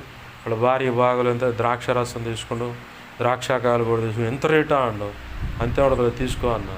ఇంటికి పోయా, బియ్యంటికి అబ్బాయికి ఇచ్చి పంపించాను, ప్రభు అంటే ఇచ్చి పంపించాను. నాకు చాలా అవసరంలో ఆదుకున్నాడు. ఆయిల్కి కావాలంటే ఆదుకోండు, పాటల పరిచయం కావాలంటే ఆదుకోండు. ఏంది ఇవాళ తినడానికి చాలా కటకటలాడుతూ ఉన్నాడు. నాకు ఎవరో ఒకరు ఇస్తారు, దేవుడు ఇస్తాడు. నాకు అప్పుడు పరిస్థితి ఏంది, ఒక 1/2 కిలో తెచ్చుకొని ఈ రాత్రి వండుకోవటం, చల్లారి ఆ 1/4 కిలో, ఇప్పుడు 1/4 కిలో, రేపొద్దున 1/4 కిలో అమ్మకి నాకు. ఆ పరిస్థితుల్లోనే తీసుకొచ్చి ఆ బియ్యం టిక్కి ఇచ్చేటప్పుడు ప్రభు అన్నాడు, నువ్వు వాళ్ళ ఇంటికి వెళ్ళి వాళ్ళ కోసం ప్రార్థన చేసి తిరిగి రాను. ఈ టిక్కి ఎత్తుకోగానే ఆ పిల్లగాడు అంటాడు, పాస్టర్ గారు నిన్ను ఎందుకు దేవుడు మా ఇంటికి తీసుకెళ్ళి ప్రార్థన చేయమని ప్రేరేపిస్తూ ఉన్నాడు. సరే పోదాం పోయి, ఏమైంది పదా అని చెప్పని పోయి వాళ్ళ ఇంటికాడ బియ్యం టిక్కి వేసి ఆ దంపతుల కోసం, పిల్లల కోసం ప్రార్థన చేసి తిరిగి వచ్చాం. మనకు అవసరం లేదు లెక్క అయితే. వాళ్ళు వెళ్ళే సంఘం వేరు, నేను సంఘం వేరు. కానీ నాకు ముఖ పరిచయం ఉంది, ఏదన్నా చెప్తే తీసుకుంటాడు, నేర్చుకుంటాడు. నాకు చేతనైనంత వాటికి ఏంటంటే సంఘాల నుంచి జనాన్ని లాగాలని కాదు, కానీ దేవుడిచ్చిన తలాంతులను వారికి పంచినప్పుడు వాళ్ళు ప్రయోజకులైతే అనేక చోట్లకు వెళ్ళి దేవుని పని చేస్తున్నప్పుడు ఆ తలాంతు వర్ధిల్లుతూ ఉంటుంది. తద్వారా దేవుడు కృపను బట్టి నాకు వచ్చే జీవితం నాకు వస్తుంది. ఏంది అలాగనే మనకి ధాన్యం అనేది ఎందుకు అంటానంటే, ఇట్లా ఇంకొకరికి ఎవరికైనా. అంతకుముందు మా మేనత్త వాళ్ళ దగ్గర పోయి కోటా బియ్యం ఇవ్వండి దేవుని మందిరంలోకి ఉపయోగపడటానికి తీసుకెళ్తాను. సరే తీసుకెళ్ళకపోయినా 75 కిలోలు ఇచ్చి పంపించారు. వీటిని ఏం చేయాలనుకుంటా ఉన్నా. అదే టైంలో అక్క రాదక్క అని చెప్పని వాళ్ళ ఇల్లు సమస్యతో కుటుంబంతో సహా కట్టుబాట్లతో బయటికి నెట్టారు. ఆ టైంలో ఎక్కడ ఎలా అనుకుంటే నేను ఒకటే మాట చెప్పా, అమ్మా ఆడపిల్లల మీద పలానా మగోడు చేసాడంటే అది ఒక నింద. ఆడపిల్లలు ఉన్నారు, వాళ్ళు పక్కకు రమ్మను ముందు. ఆ వచ్చిన వాళ్ళు క్రూరులు ఎట్టబడితే అట్ట హ్యాండిల్ చేస్తూ ఉంటారు. రమ్మన్నమ్మ ఆడపిల్లలు యువతలకు రమ్మను, మా ఇంటికాడికి రమ్మని చెప్పని ఇక ఇంట్లోనే 50 రోజులు వాళ్ళ పోషణగా ఇచ్చాడు దేవుడు. సమృద్ధికి తిన్నారు. తర్వాత వాళ్ళ అత్త మామ వచ్చారు. 50 రోజుల తర్వాత వాళ్ళ అమ్మ వచ్చింది, వాళ్ళ అత్త వచ్చింది. వచ్చారు, మాట్లాడుకున్నారు. పడాల్సిన కంపెనీ బండ్లు నా మీద పడ్డాయి. అయినా కానీ మేలు చేసినప్పుడు రాళ్ళు పడితే లేఖనంలోనే ఉంది. దేవుని స్తోత్రం అని చెప్పాను. చేసేదేముంది, ఆ రోజు వాళ్ళ అక్కరకు ఇచ్చాడు దేవుడు, వాళ్ళని పోషించగలిగాను. ఇప్పుడు వాళ్ళ ఊళ్ళో మొత్తానికి చెబుతుంది, ఒకప్పుడు మేము ఇలా ఉన్నాం 50 రోజులు వీళ్ళే మమ్మల్ని పోషించింది. 5గురు నా ఇంట్లోనే ఉన్నారు. ఆడపిల్లలు ఇంట్లో పడుకుంటే నేను బండిలో టాటా ఏసి బండిలో చాప వేసుకొని బండిలోనే దోమలు చుట్టూ గమ్మాయి బిర్రుగా ముసుగు దాన్నేవాడిని దుప్పటి కొనుక్కునేవాడిని. వాళ్ళతో పాటు పండుకోవచ్చు, కానీ రాళ్ళు పడితే నాకు తెలిసే వాళ్ళు మొత్తం ఇంట్లో ఉన్నారు. అమ్మేం బయట మంచం వేసుకుని దోమ తెరగట్టుకుని పడకూడదు. నేను టాటా ఏసీలో పడుతాను. అక్కడ సంఘస్థులు సాక్ష్యం, అక్కడ చూస్తున్న వాళ్ళంతా అలా ఆశ్రయించాం కాబట్టి ఇవాళ ఈరోజు నిలబడగలిగా. ఏంది ప్రభు కృప. చాలా విషయాలు ఇట్లా మేలుకైపోయిన సందర్భాలు, ఎన్నో రాళ్ళు పడ్డ సందర్భాలు చూశాను. కానీ దేవుడు వాళ్ళని ఆదుకోవటానికి ఆ రోజు అలా సహాయించాడు. మనం తీసే ఆ గుప్పెడు బియ్యమే ఇంకొకళ్ళు ఆకలి తీరుస్తుంది అన్నమాట. మనం ఇచ్చే ఆ 10% ఇచ్చే దేవునికి 10వ భాగమే ఇంకొక వ్యక్తికి సహాయపడటానికి.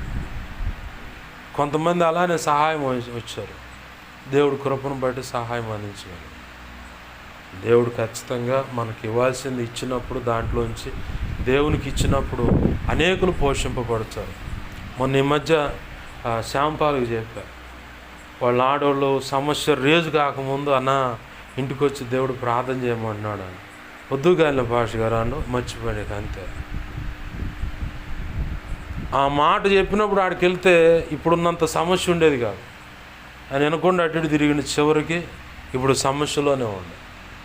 నేను ఎందుకంటున్నా అంటే దేవుడు ఒక ప్రాంతానికి ఒక చోటకు వెళ్ళి ప్రార్థన చేయమన్నప్పుడు దేవుడు ఏదైనా మేలు ఆశించే ఆ కీడును తప్పించడానికి ప్రార్థన చేయమంటాడు.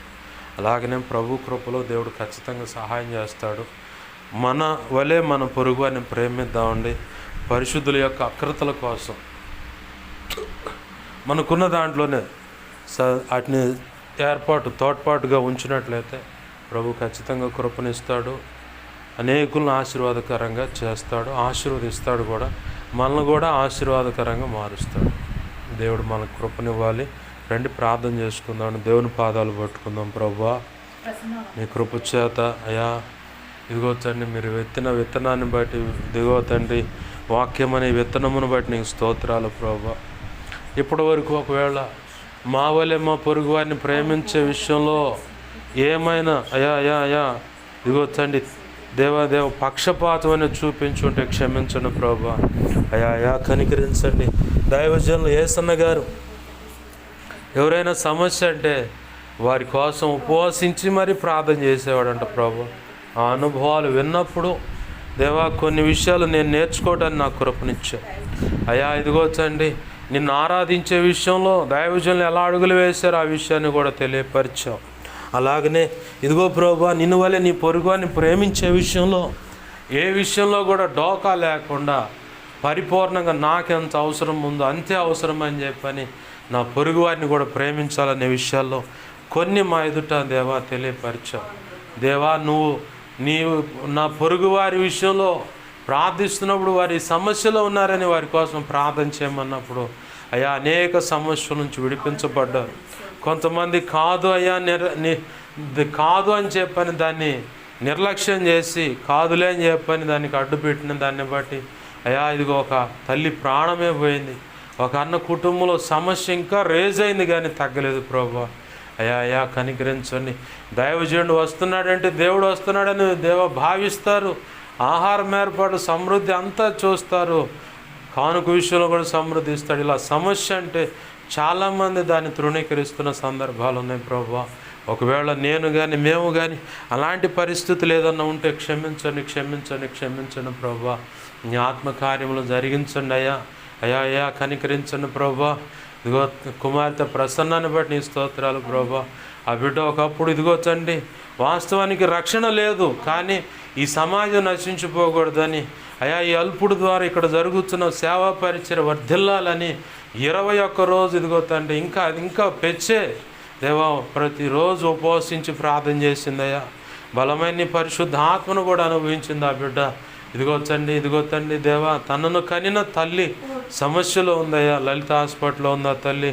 అయ్యా హార్ట్ సర్జరీ చేయాలని స్టంట్ చేయాలని చెప్పని అంటున్నారని సాక్ష్యం వింటా ఉన్నాం. ప్రభువా, నీ కృపచేత ఆ బిడ్డను జ్ఞాపకం చేసుకో. యేసన్న గారి సహవాసంలో పరిచర్య చేసిందని ఆ తల్లి గురించి ఇదిగో దైవజనురాలు సాక్ష్యం ఇస్తుంది. ప్రభువా, నీ దాసురాలను కృపతో జ్ఞాపకం చేసుకోండి అయ్యా. ఆ బిడ్డను దర్శించండి, ఆ డాక్టర్లను దర్శించండి అయ్యా. ఇదిగో తండ్రి దేవా, కపటంతో వైద్య సేవలు కాక యథార్థంగా వారు వైద్య సేవలు యేసునామములో అందించుదురుగాక. ప్రభువా, నీ చిత్తమైతే ఆ బిడ్డకు దీర్ఘాయువును దయచేయండి, ఆయుష్ను పొడిగించండి అయ్యా. స్టంట్ చేసే పని లేకుండా ఆ రక్తం మూసుకుపోయిన రక్తనాళాలని యేసునామములో ఇప్పుడే దేవా ఓపెన్ అవునుగాక.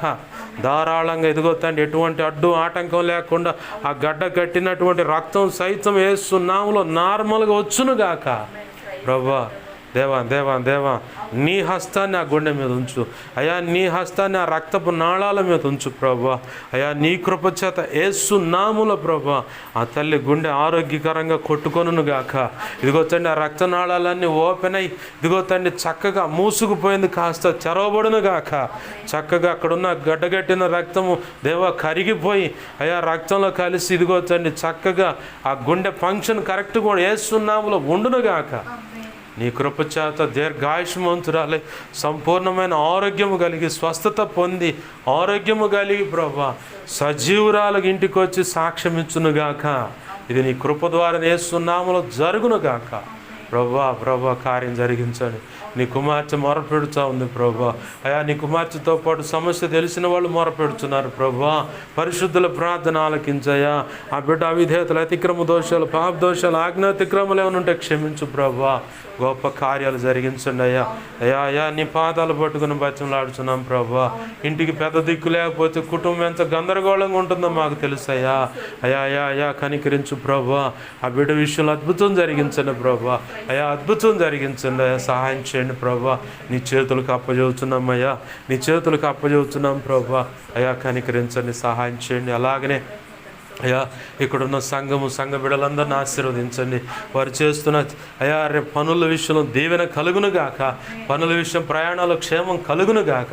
బిడ్డల జీవితాలు, వారి కడుపును పుట్టిన పిల్లల జీవితాలు ఆశీర్వాదకరంగా ఉండునుగాక. వారి చదువుల్లో, ఉద్యోగాల్లో మీరు తోడై ఉందురుగాక. కృపలో భద్రపరచు, క్షేమాన్ని దయచిన ప్రభా. ఈ సమాజం పట్ల, ఇక్కడ పరిచయం పట్ల నీ అనాది సంకల్పంలో నువ్వు చెప్పింది నీ కృప ద్వారా యేసు నామములో నెరవేర్చబడును గాక. అందుకు అడ్డుగా ఉన్న ఏవైనా తొలగిపోను గాక. నీ సంతోషం పరిపూర్ణమగినట్లుగా ఈ పరిచయం పట్ల నీ సంకల్పం నెరవేర్చబడును గాక. అందుకు సహకారులు ఎంచిన బిడ్డలందరి జీవితాల్లో నీ సంతోషం పరిపూర్ణమైన అద్భుత కార్యాలు జరుగును గాక. కనికరించను ప్రభా. అయా నీ మహా ఉచిత కృపను బట్టి పాటను దేవా రిలీజ్ చేయడానికి కృపనిచ్చావు అయ్యా. ఆ పాట పాడుకుంటున్న ప్రతి బిడ్డను ఆశీర్వదించండి. ఆ పాట అలా రావాలంటే, అల్పుడు ముందుకు వెళ్ళి నీ పని చేయాలంటే ఎంతోమంది నీ బిడ్డలు ఉపవసించి ప్రార్థన చేసిన వాళ్ళు ఉన్నారయ్యా.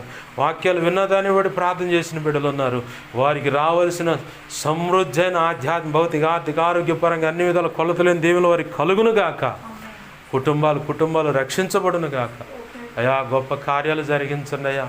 ఇదిగో తండ్రి ఇంకో పాట అయ్యా, ఇదిగో తండ్రి మ్యూజిక్ డైరెక్టర్ దగ్గర ఇదిగో తండ్రి రికార్డింగ్ అవుతూ ఉంది. సెప్టెంబర్ 6 కల్లా ఇదిగో తండ్రి అది రావాలని ఆశపడుతూ ఉన్నాం. అతని సహోదరుడికి కూడా అదే చెప్పాం ప్రభా. నీ కృప చేత నువ్వు కోరుకున్నట్లుగా అద్భుతమైన సంగీతము దానికి సమకూర్చబడునుగాక. చక్కగా ఫైనల్ టేక్ పాడేటప్పుడు నీ కృప ద్వారా స్వరపేటికను ముట్టి నువ్వు అనుకున్న రీతిగా పాట పాడుతాను కృపను దయచేయండి ప్రభా. అయ్యా కనికరించండి దేవా. ఇదిగో తండ్రి దేవా, పాట ఖర్చు కూడా పెంచాడు అన్న అయ్యా. ఆ విషయంలో కూడా అతనితో మాట్లాడు, లేదా మాకు సహాయం అందించు. నీ చిత్త ప్రకారం అన్ని విషయాలు కృపను గురించమని అయ్యా నీవు ఇచ్చిన దేవా అందించిన వర్తమానం మా హృదయాల పదిలపరిచి నేను పరిపూర్ణంగా ఆరాధించే భాగ్యం దయచే. మా వలె మా పొరుగు వారిని ప్రేమించే కృపను కూడా దయచే. అన్ని విషయాల్లో దేవా తోడ్పాటు అందించడానికి కూడా కృపను దయచే. ఆహారము, ధనము దేవత పేదలను పోషించడానికి అని చెబుతున్నాం. ఆ విషయంలో కూడా మా వంతుగా మేము న్యాయం చేయడానికి కృపను దయచేయమని ఈ వాక్యాన్ని హెచ్చించుకుంటూ నీ నామాన్ని గనపరుచుకుంటున్నాం. మా కోసం ప్రార్థించండి అయినా ఈ రీతులుగా అడిగిన బిడ్డలు అయ్యా నీ సన్నిధిలో కానీ మందిరంలో కానీ మోకాళ్ళు వేసి మా సంగతి దైవజనం తెలియపరిచి ప్రార్థన చేయించండి. దైవజనం ద్వారా మా సంగతి తెలియపరచని ఇలా అడుగుతున్నా. ప్రతి ఒక్కరి అవసరత యేసు నామములో తీర్చబడునుగాక. అయ్యా మా కోసం, పరిచర్య కోసం విన్నదాన్ని బట్టి ఆయన దేవా ప్రార్థిస్తున్న బిడ్డలందరినీ, ఉపవసించి ప్రార్థిస్తున్న బిడ్డలందరినీ దీవించండి, బలపరచండి. ఆధ్యాత్మిక, భౌతిక, ఆర్థిక, ఆరోగ్యపరం కొలతలేని దీవించి, కొలత లేకుండా ఆశీర్వదించి, దీవించి, అభిషేకించి నీ సేవలు గొప్పగా వాడుకోండి. కనికరించి కార్యములు జరిగించమని మాకు మా మీద ఇంకెవరికైనా కళలో, నిద్రలో, దర్శనం, స్వప్నాలు చూపించబడి సమస్త చేయుషోనుడి ప్రభావం యేసునామమున మహాపునరుద్ధాన శక్తిని బట్టి బంధిస్తున్నాను. బంధించి లైపోయిన కృతజ్ఞతాస్తుతులే. మాకు మా మీద ఇంకెవరికైనా కళలో, నిద్రలో, దర్శనం, స్వప్నాలు చూపించబడి సమస్త మంచి కళ, మంచి దర్శనం, మంచి స్వప్న, నిద్రలో చూసి సమస్త మంచి యేసునామమున మహాపునరుద్ధాన శక్తిని బట్టి త్వరపెట్టి జరుగునుగాక, నెరవేర్చబడును గాక. త్వరపెట్టి జరిగేలా చేసి నెరవేర్చిన ఈ కృతజ్ఞతాస్తుతులు ప్రభా. సమస్త విషయాలు కృపను గురించి సహాయం చేయమని అయ్యా నీవే తోడు నడిపించమని, నువ్వు మాత్రం మహిమ పొందమని నీ చిత్తమైన సమయంలో ఆదివారం ఆరాధన ప్రారంభించడానికి కూడా కృపను దయచేయి. ఈ వారంలోనూ సంఘ క్రమాలను దీవెనకరంగా జరిగించు అయ్యా. అన్ని విషయాలు కృప అనుగ్రహించమని నీవే తోడు నడిపి సహాయం చేయమని. నిన్నటి దినాన దాచేపల్లి ఆ కోనంకి ప్రాంతానికి వెళ్ళి రావడానికి కూడా కృపనిచ్చినందుకు కృతజ్ఞతాస్తుతులు చెల్లిస్తున్నాం. అక్కడ వెళ్ళినప్పుడు కొన్ని అద్భుతాలు జరిగించినందుకు కృతజ్ఞతాస్తుతులు చెల్లిస్తున్నాం.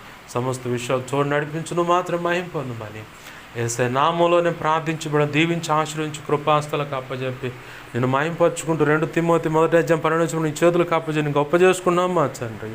ఆమేన్. ఇప్పుడు మన తండ్రి అయిన దేవుని ప్రేమయు, ఆయన ప్రియకుమారుడైన యేసుక్రీస్తు వారి కృపయు, పరిశుద్ధాత్మ దేవుని అన్యోన్య సహాయ సహవాసము సమకూడిన, అలాగనే ప్రార్థనలు ఏకీవిస్తున్నా, అలాగనే పరిచర్య ద్వారా ప్రారంభించిన సంఘాలకు, సంఘ బిడలకు కలిగిన చరస్థిరాస్తులు, పసిబిడ్డల పెద్దల వారికి అందరికీ అలాగే నీ సమాజానికి, సంఘానికి, ప్రజలందరికీ, సంఘ బిడ్డలకును, సహకరిస్తున్న దేవుని బిడ్డకు, కడుపును పుట్టిన బిడ్డల కుటుంబ సభ్యులందరికీ, అలాగే సార్వత్రిక సంఘంలో సకల పరిశుద్ధులకును నిత్యత్వము చేరు పర్యంతరమైన సదాకాలమైన కృప మనకు తోడై నడిపించునుగాక. ఆమేన్. యేసు రక్తమునకేచే, ప్రభేసు రక్తమునకేచే, ప్రభేసు నామమున సంపూర్ణమైన విజయం కలుగునుగాక. ఆమేన్. అపవాది, వాడి దూతలు, చీకటి, అంధకార శక్తులు, క్రియలు, అవి ఎంత ప్రమాదకరం మంత్ర ప్రయోగాలు అవి ఏవైనా సరే వాటన్నిటికీ అనంత నాశనం, సర్వనాశనం, నిత్యనాశనం కలుగునుగాక. ఆమేన్. యుద్ధము యెహోవా, యేసు రక్తమునకే జయము, జయము, జయము. ఆమేన్. హల్లెలూయా, హల్లెలూయా, హల్లెలూయా. అందరికి వందనాలు. ప్రభు యొక్క మహా ఉచిత కృప మనందరికీ తోడే నడిపించునుగాక. ఆమేన్.